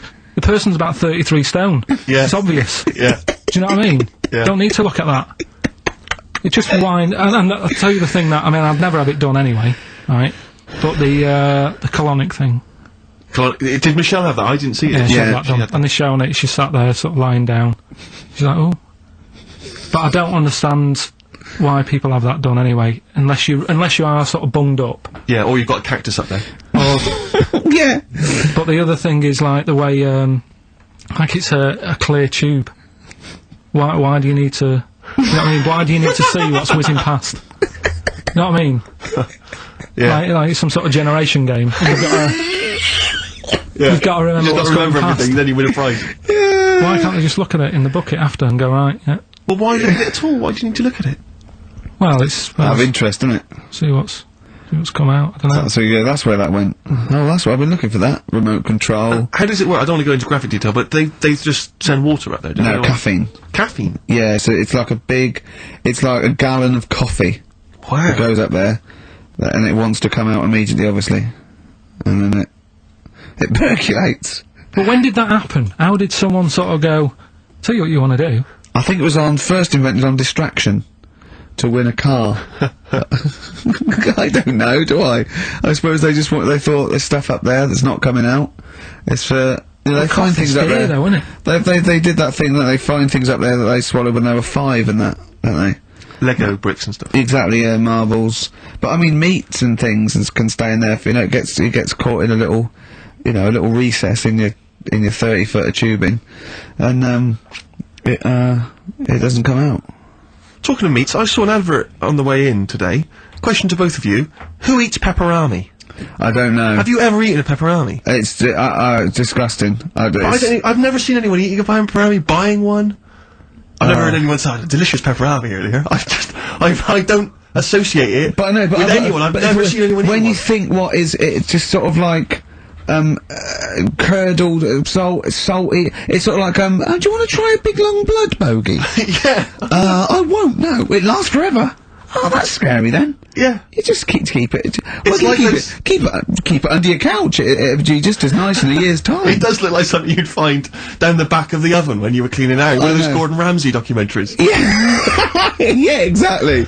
But, because I always associate, it's pepperami's, and it's the, those nutrition drinks, which are like it looks like a dog food tin. I think it's just called something like nutrition or Nutri drink or something. Oh, yeah. And you always see some empty ones on a brick wall near a council estate.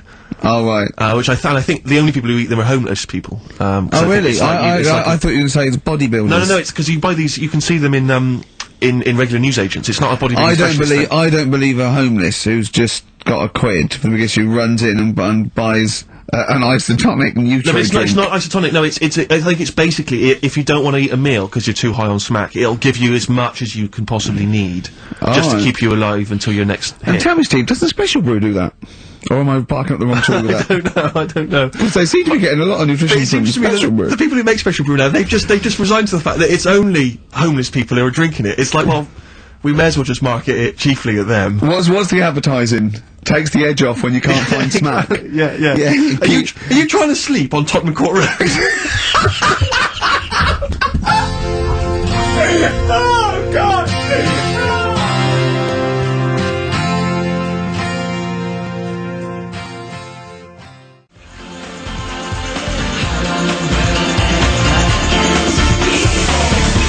New Order, World, XFM 104.9 with Gervais, Steve Merchant, Karl Pilkington, and it's Knob News time. We're all very excited. Now, last week's Knob News was what, Karl? Do you remember it was a man who grew a knob on his arm? Sure. No, he didn't grow it there, did he? They put it there. Well, I know that, but, yeah. Just popped it on his arm. Yeah. Yeah. This week. That's just a recap of the week's news. Right now it's the headlines. Well, we've talked about it before. Do you know the little mouse that had an ear on its back? Yeah. Sure. Right.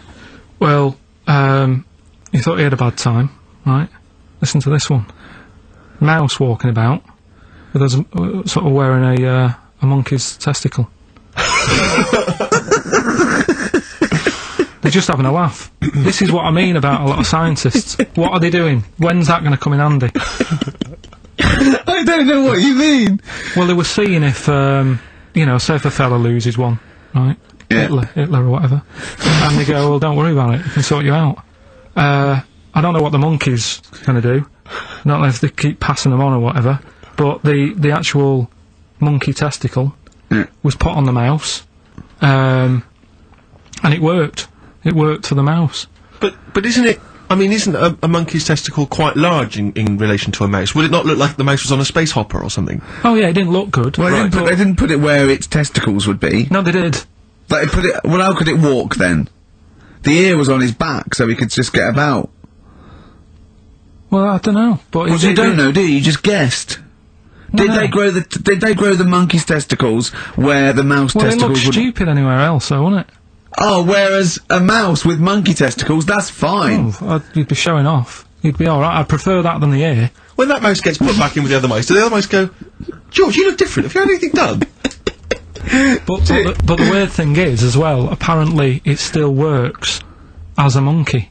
What? So, like, what are you talking about? Like the sperm and that was, it was still sort of monkey Of course sperm. it was. What are you talking about? But that's weird.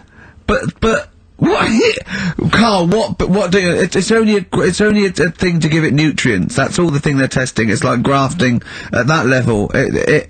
What's your question? Because I'm right. What do you think? It would change eventually. It would have changed into a mouse testicle because it had been hanging round a mouse for so long. No, I thought the actual sperm of it though would be a mouse's. Why? Because it's hanging off a mouse. No, but your sperm is actually created in the testicles. So that's why it has to be outside your body. Otherwise, we put them in a nice little cage. But I'm guessing then that they've done this operation so that they can do it to humans. Yeah. Why would I want a monkey testicle if my kids are going to be monkeys? What use is it? No, think. That's no. That's going to happen anyway, Karl. Yeah, but think. Think of what you're saying. They've grown a monkey testicle on a mouse to see if it would still function as a monkey's testicle, okay? So they can do that to humans. So think, Karl. What they'd do is, they'd grow a human testicle on a mouse, and it could still be used as a human testicle. So what? To give you a testicle that you've lost. From a mouse? No, from another person who it was kept alive on a mouse.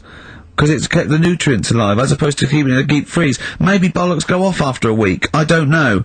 Maybe they get accidents. He had a little a card. Do you donate your testicles? Yeah, I'll tell you what. No one needs testicles yet. Let's keep them on a mouse. You have yours ripped off in some sort of bizarre skiing accident. You go, well, you go in a Battersea Dog Town. You pick the ones you want. They can grow them on anything. They can grow them on a Dachshund. Bulldogs are growing them usually that's where you see a bulldog. Usually that's waiting for an operate. What don't you understand, Karl? Hang on a minute. I thought this was knob news, not testicle time. I don't understand what... Yeah, testicle time's not for another 10 minutes. Yeah. No, it's all sort of linked and that though, isn't it? Well, sometimes it's linked to a mouse. But what do you think about, like, I don't know, testing stuff out like that? Is it worth it? Could you not just go straight from... But listen, Karl, I'm getting this information from you. No, if this was on Question Time and someone said there were, Dimbleby and Paxman or whatever said it, I'd think about it as a moral dilemma. You've just said you saw a mouse with a monkey testicle. What do you think of that? I don't think anything of it. I don't think anything of it is the answer, Karl, because I can't trust the info. I cannot trust anything that comes out of your mouth. Well, it's true, but it's just all this, it's the same thing, innit? It's the leeches in a blender, it's the fella looking at an electron, yeah. It's the mouse with an ear on its back. Yeah. I don't know what the point is. But you don't read on. Because I've seen you read somewhere, and you go and look at that. Man survives on eating knee. And I go, what else? You go, I didn't read on. I didn't read on. You look at the mouse with the ear on the back, and you just think, that must be murder at a concert. You don't think. You don't think. No, I just think, is it worth sort of wasting You think he swallowed someone's ear? He gnawed it away and swallowed it, and it's just in his system? Yeah. No, I just get a bit sad about the mice and... I agree. I mean, that is sad, yeah. Of course, anything like that is awful. But saying that, I remember ages ago, they have a load of people on Oxford Street. Don't know if you've seen them, where they get you to sign stuff. Yeah. And the woman got annoyed with me, right, because she was saying about, drugs with animals, testing them out and stuff like that, which is bad. But, and I was saying, yeah, it's really bad, and I was looking at the pictures and that. But I said, what would happen, if like, the drugs, aspirin, and the monkey's got headache, is it such a bad thing? She got annoyed, didn't want to listen anymore. It's a good point, though, isn't it? At what point is it cruel to test stuff out and things? Yeah. Give it some Nurofen. It's happy. Yeah, well, I bet that mouse had, headache. Because everything must have been loud. The other mice squeaking must have done its head in. Yeah. Oh, that would give him a Nurofen. Turn that radio down. Give him a Nurofen, please. But listen, are we going to get, Rockbusters out of the way quickly? Go on then, quick then. Might as well do it. It's not going to take long, is it? Go on. Right then. So, 3 clues and that. Yeah. Initials of a band and artist. Yeah. You can win some stuff. Steve can go through the... Ladder 49 better be in there. Oh, let me check. Just quickly, It's Ladder 49. You get on with those clues and I'll tell you what's happening. And this is the last time. The winner of this... No, we'll do it again next week. Oh, is it? And then there'll be 6 people and we just draw someone out of a hat to win the signed Homer, the, Nigel Tufnell, and the Us as Flanimals. Right, you ready But then? they've got great prizes. They've got Alias, they've got Alias, they've got The Aviator, a Batman cartoon series, M. Night Shyamalan's The Village, atrocious film, and Ladder 49, there it is. Brilliant. It's in there. Joaquin Phoenix, John Travolta. Their greatest challenge lies in rescuing one of their own. Brilliant. Go on then, Carl. Right, the first one then. When I'm ill, I throw up horse food. When I'm ill, I throw up horse food. How can that work? What's going on there? The initials there. I-H. Right? It's a band or an artist or a singer. Something like that. I-H. They're the initials. The clue. I've got it. When I'm ill, I throw up horse food. Right? I've got it. Right then. Well, don't say anything. Works, doesn't it? No. Second one, that garden tool, it's not yours. What are you doing with it? Right? Yeah. That garden tool you're messing about with there, it's not yours. Yeah. Give it back. What's that? N-D. N-D. Right? Artist or a band. What's going on there, right? Third one, that male sheep sounds fed up. Why is he fed up? Right? T-R. T-R's the initials. That male sheep sounds fed up. What's going on? If you know the answers to them 3, email in ricky.gervais@xfm.co.uk or you can text in 83XFM. Right? Great prizes. You can win yourself a copy of Ladder 49. I've got another confession to make. I'm your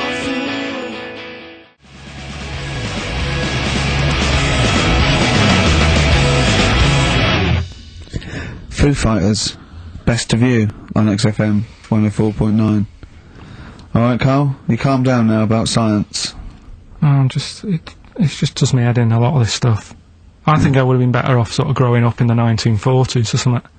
Why? Where there isn't as much science going on, people just lived, didn't they, for the moment. So you know what I mean? Well, but what if you'd had to go to war?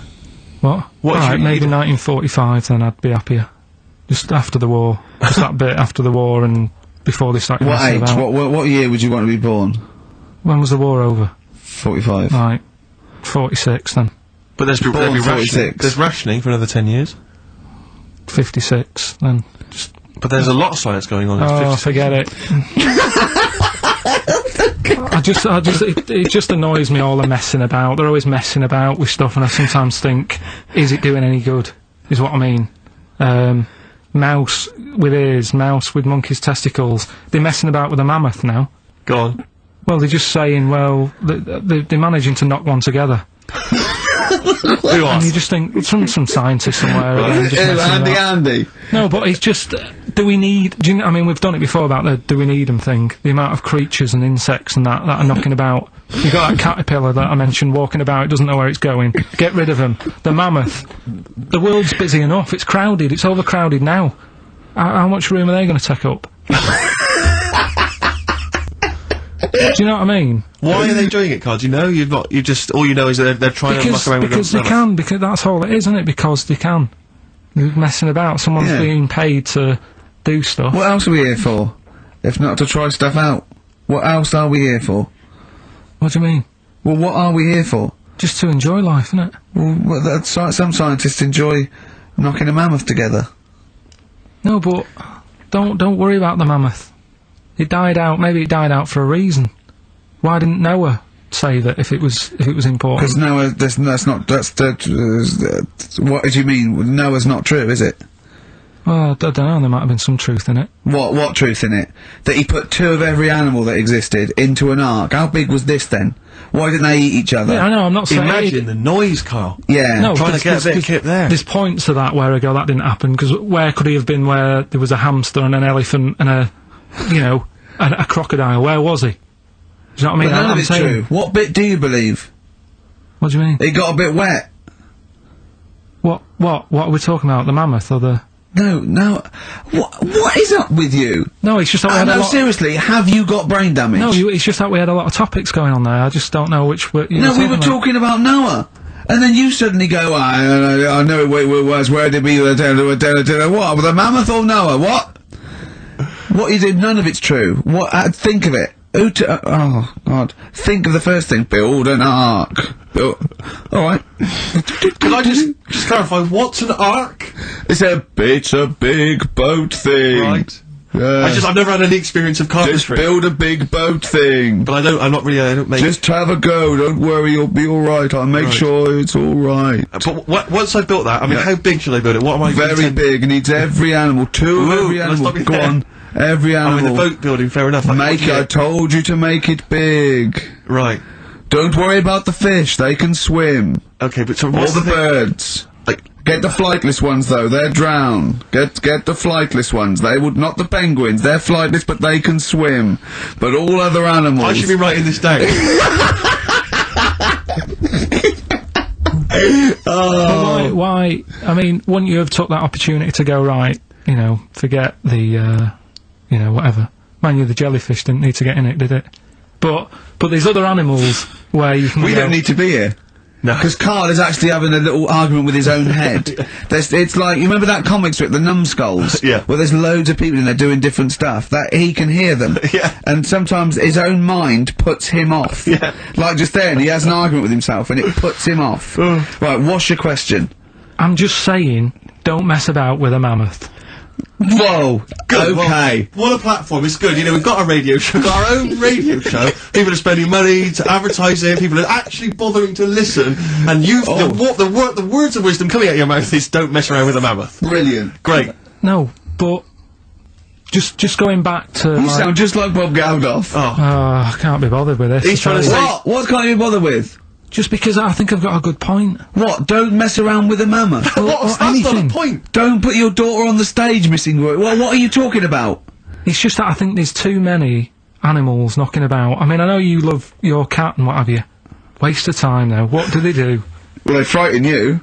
Well, yours is mental, though, isn't it? He's sitting there, and the cat right behind him, and he nearly shut himself. Well, your cat is crazy, it does go for it loves... It's got claws, big old claws. Of course they have, it's a cat. Yeah, but no, most cats don't come leaping at your ghoulies every time you sit down with a lovely warm hot cup of tea. Aren't they pointless, though, Steve? Well, I've always had a problem with pets, generally, the idea of But pets. cats the most. I was saying to Ricky about, I don't know why, out of all the animals that Dick Whittington could have took with him on his journey. Again! Forget the cat. Forget it. What's he gonna do? Okay, you've got to walk to London because the streets are paved with gold. You can take any animal, what do you take? It wouldn't be a cat, because it would keep wandering off. You do double the distance. Try to get it back. Come here. They don't listen to you. I can't be dealing with them. I agree, you don't get enough affection back from a cat. A dog, it loves you, it can't get enough of you, but cats, they're very snooty. Well, they're cool, aren't they, cats? They're cool, independent. I like dogs as well, I like all animals. What would you take with you?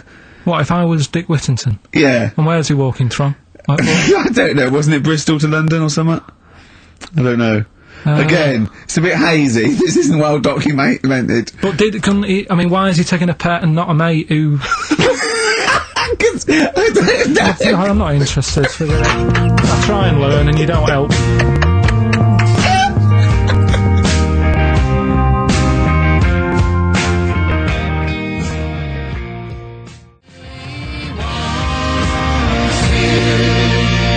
That's a track from the new Amy Mann album, The Forgotten Arm. It's called She Really Wants You. XFM 104.9, Ricky Gervais, Steve Merchant, Karl Pilkington. Brilliant. Talking about, technology, sometimes being a waste of time. Yeah. You know, when you came round the other night, before you came round, I'm sitting there, just at the computer. It's a hot day, wasn't it? As you know, I was in my shorts. I was tucked in. I didn't get them out till you came round. Just my own business. Jane got some wax strips, and she went, "Oh, let me just do your back." I went, "No. Right? I haven't got a hairy back. I've got a couple of wispy hairs on my shoulders, probably about 20 either side. Nothing to worry about. It's not like I look one of those people that's like a gorilla on the beach. I assume your back looks a little bit like Karl's head. Exactly, yeah. And so I just do this. I know she put it on my back and she ripped it off. I went, forget it. She went, I've got to do the other side now. I said, forget it. And oh god, I let her do the other side. It's ridiculous.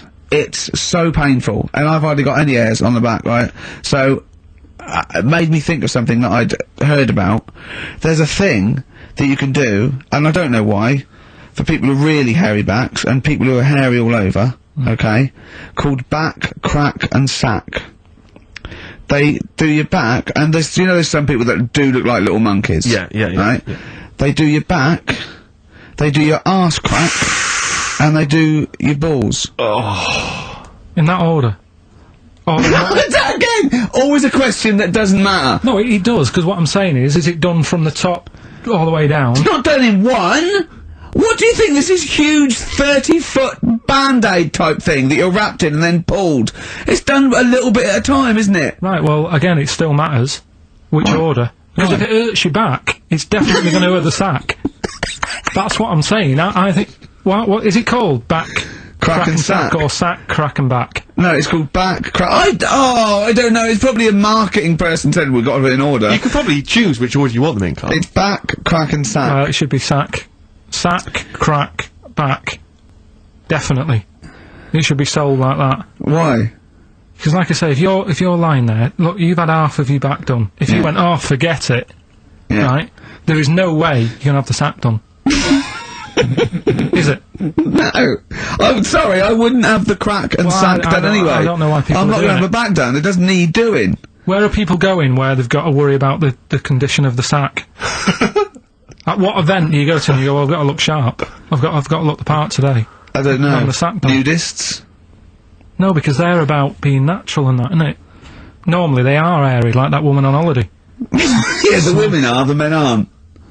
No, I don't know. Yeah, they all are sort of pretty airy. They believe in just leaving the body as it is. I think little gay fellas love it, don't they? Why are you looking at me? I don't know. I don't know. If you're a little gay fella and you've had it done, Yeah, text in. Just text in. What's the text thing? 83XFM, just text in, you know, tell us what? I don't know, is there any information that we're missing? Is it painful? I assume so. Of course it is. Why did you get it done? That's the question. Why did you get it done? Yeah. Why is it important to have a hairless arse? XFM.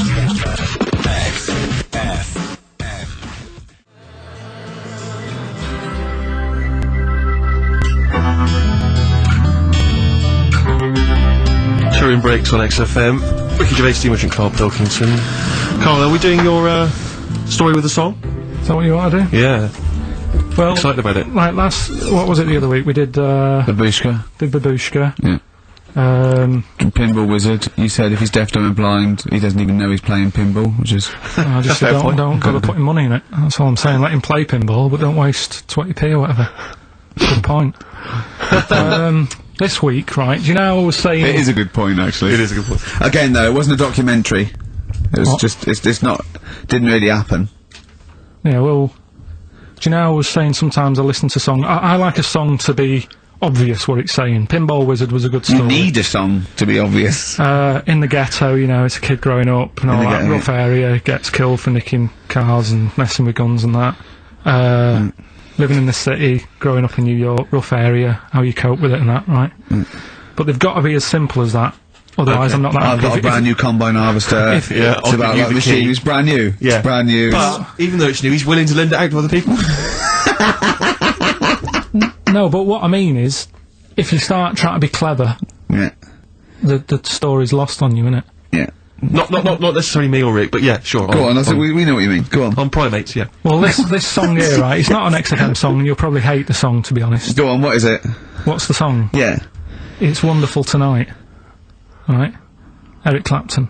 Okay, it's alright. It's a sort of bluesy sort of ballad from the late 70s. Yeah, it's alright. But I'm always arguing with Suzanne, because every time I hear it, I'm getting different pictures in my head.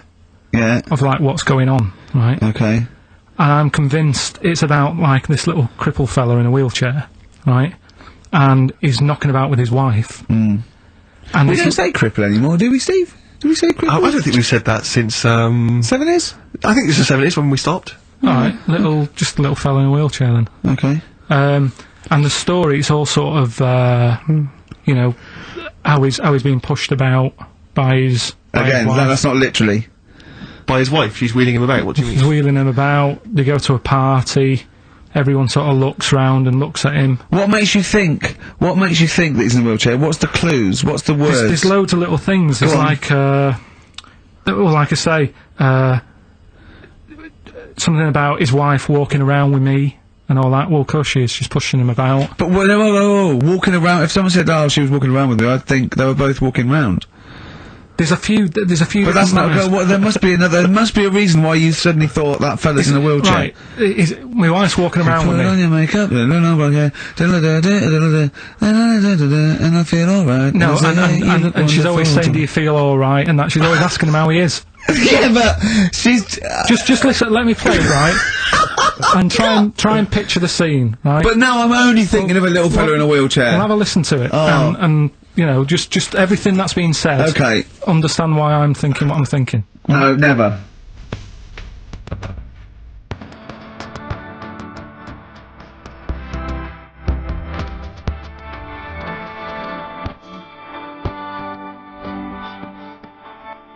Right, you ready? Yeah.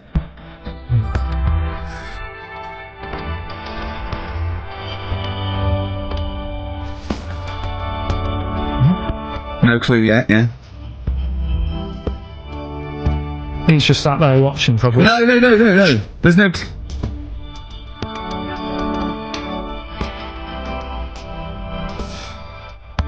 Wait until he's done.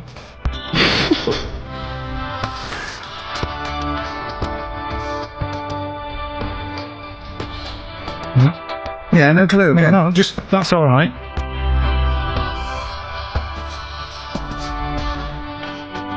Right, that's just a woman getting ready, and he's fine. Yeah, he's just sat there. And to me, he's got a great pair of legs. Right, well, he's sat there in the wheelchair. Watching. No, he's not in a wheelchair. Listen.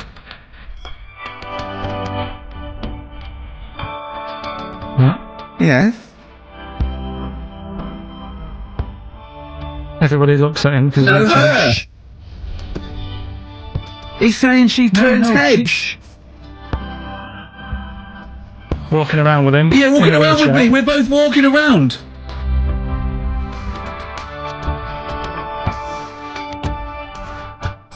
Are you alright? Yeah, it's a nice thing to say.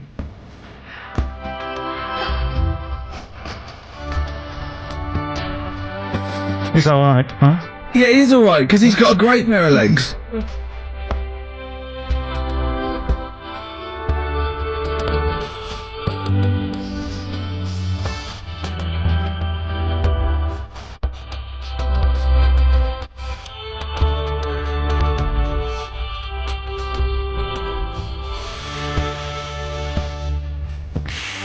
He might not have any legs in that, but he's happy.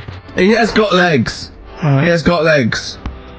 I don't know why you think he's in a wheelchair. There's no clue whatsoever. It seems to be based solely on, do you feel alright? Yeah, Which he's just saying say that because they're together at a party, maybe he doesn't know anyone else there.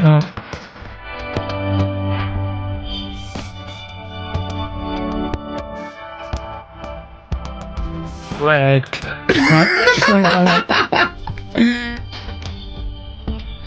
So he can't drive. Because he's drunk, probably. He's had a great time. He's been dancing. Puts him to bed. Because he's drunk. Why is he then?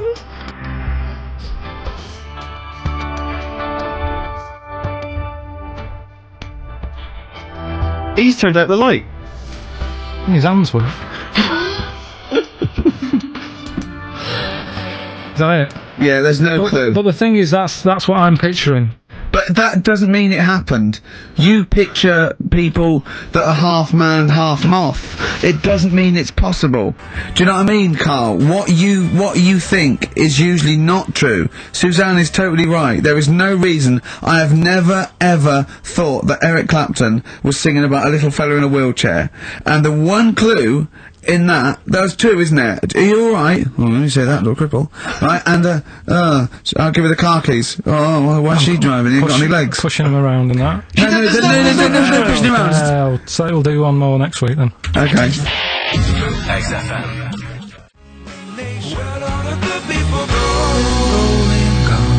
Jack Johnson on XFM. Carl. Right. Yeah, we were talking briefly earlier about something that you'd been reading. Well, it's just that you're always having a go at me, saying, you know, you're never happy. True. You know, what cheers you up? What's the best thing that can happen for you and stuff like that, right?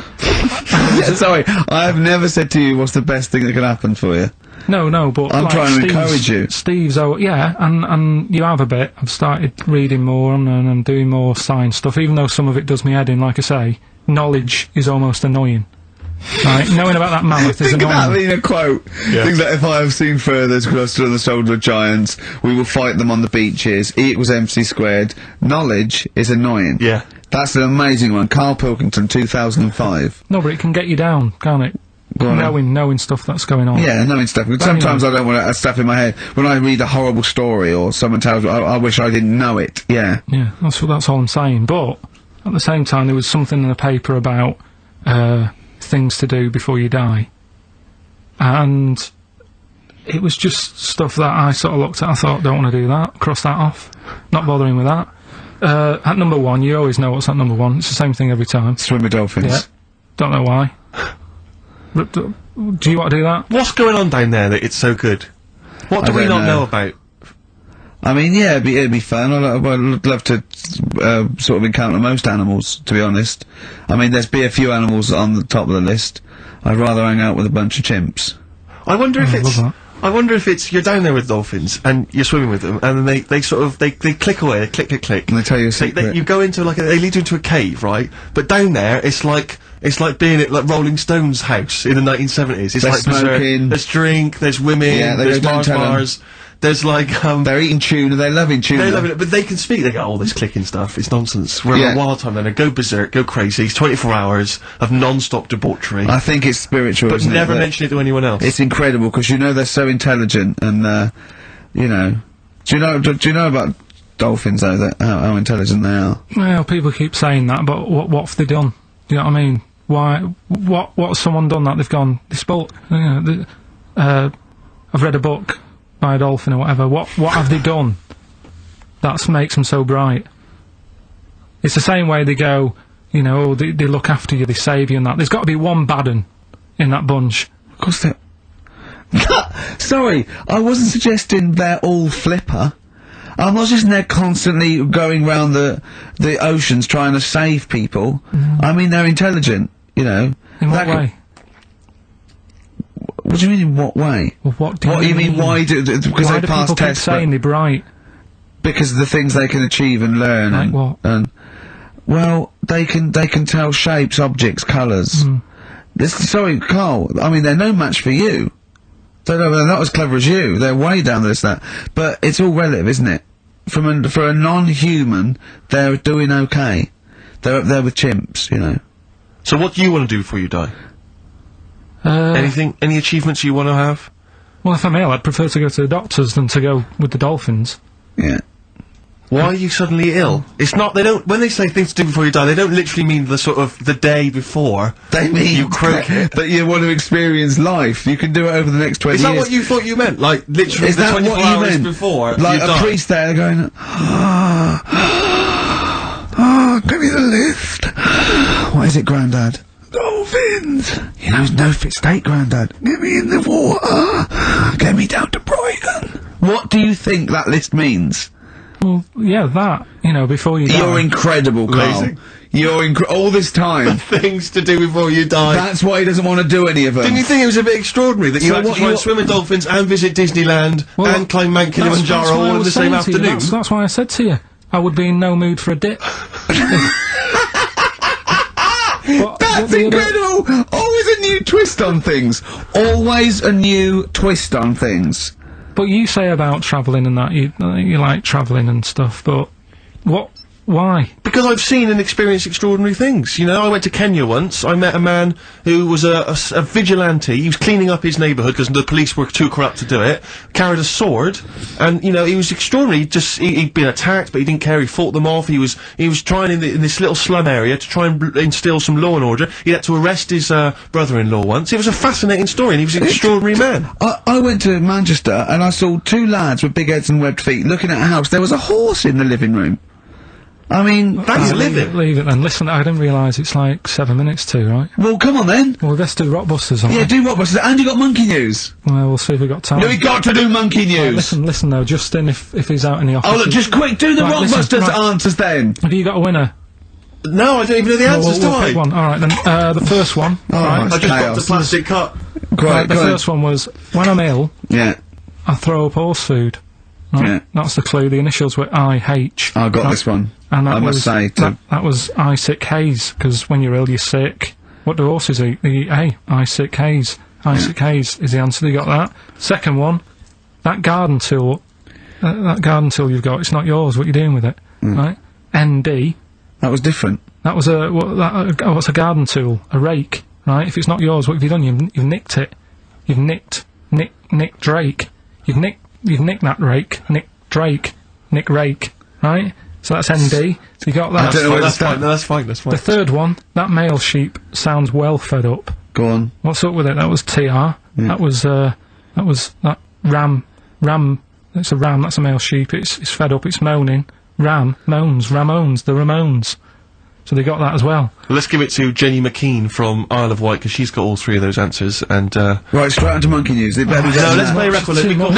We've got to do monkey news. It's only 5 minutes to go. We've got time for a record and then some monkey news, surely. Oh. Bit of XTC.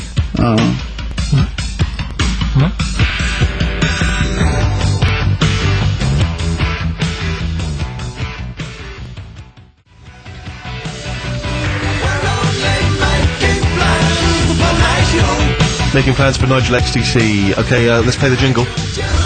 Oh, chimpanzee, that monkey news. Right, this happened in Pittsburgh. Right, there was a rock band, and they've got this studio in Pittsburgh and what have you, and they're laying down tracks and stuff like that. And in the studio that they use, right, there's this monkey works there. Right, I love the way he throws that in. Like he throws that in, this monkey works there. No, it's just got a little gig there. He sort of, it carries the equipment in, guitars, stuff like that. It doesn't. He does. No, it doesn't. He just sort of cleans up after the bands. No, he doesn't. Emptying the ashtrays. Doesn't happen. Sort of stuff. Doesn't happen. That's the gig it's got. Anyway, right? Gets women out of the crowd that they want to, go visit with one arm. Drag them back. So anyway, right, so the band's in the studio, right, and one of the band members brings some A&R fella to the studio to have a listen to the latest track, right? Yeah. So they hit play, and they're all there going, yeah, brilliant, this is good. Oh no. Anyway, so the fella says, yeah, I like the track, I especially like the bass on it, right? Right, this is bullshit. So this is rubbish. So and they hadn't laid down a bass track? So this is, have you heard it? So Carl, please don't do this to me. So the A&R fella goes, and it's like, the band members are stood about, and they're going, that's good that you liked it. And I'm saying, yeah, but what's he on about with the bass? So no, this is rubbish. This is absolute rubbish. Where did you get this from? Please, because we never get to the end. This is absolute nonsense. So they played it back. Yeah, right? and it's the chimp playing bass. Definitely not. So they were like, that's weird, we haven't got a bassist. Anyway, so they go, well, whatever, right? So we haven't got a bassist! So they go, whatever, let's go home. Oh, forget it. XFM.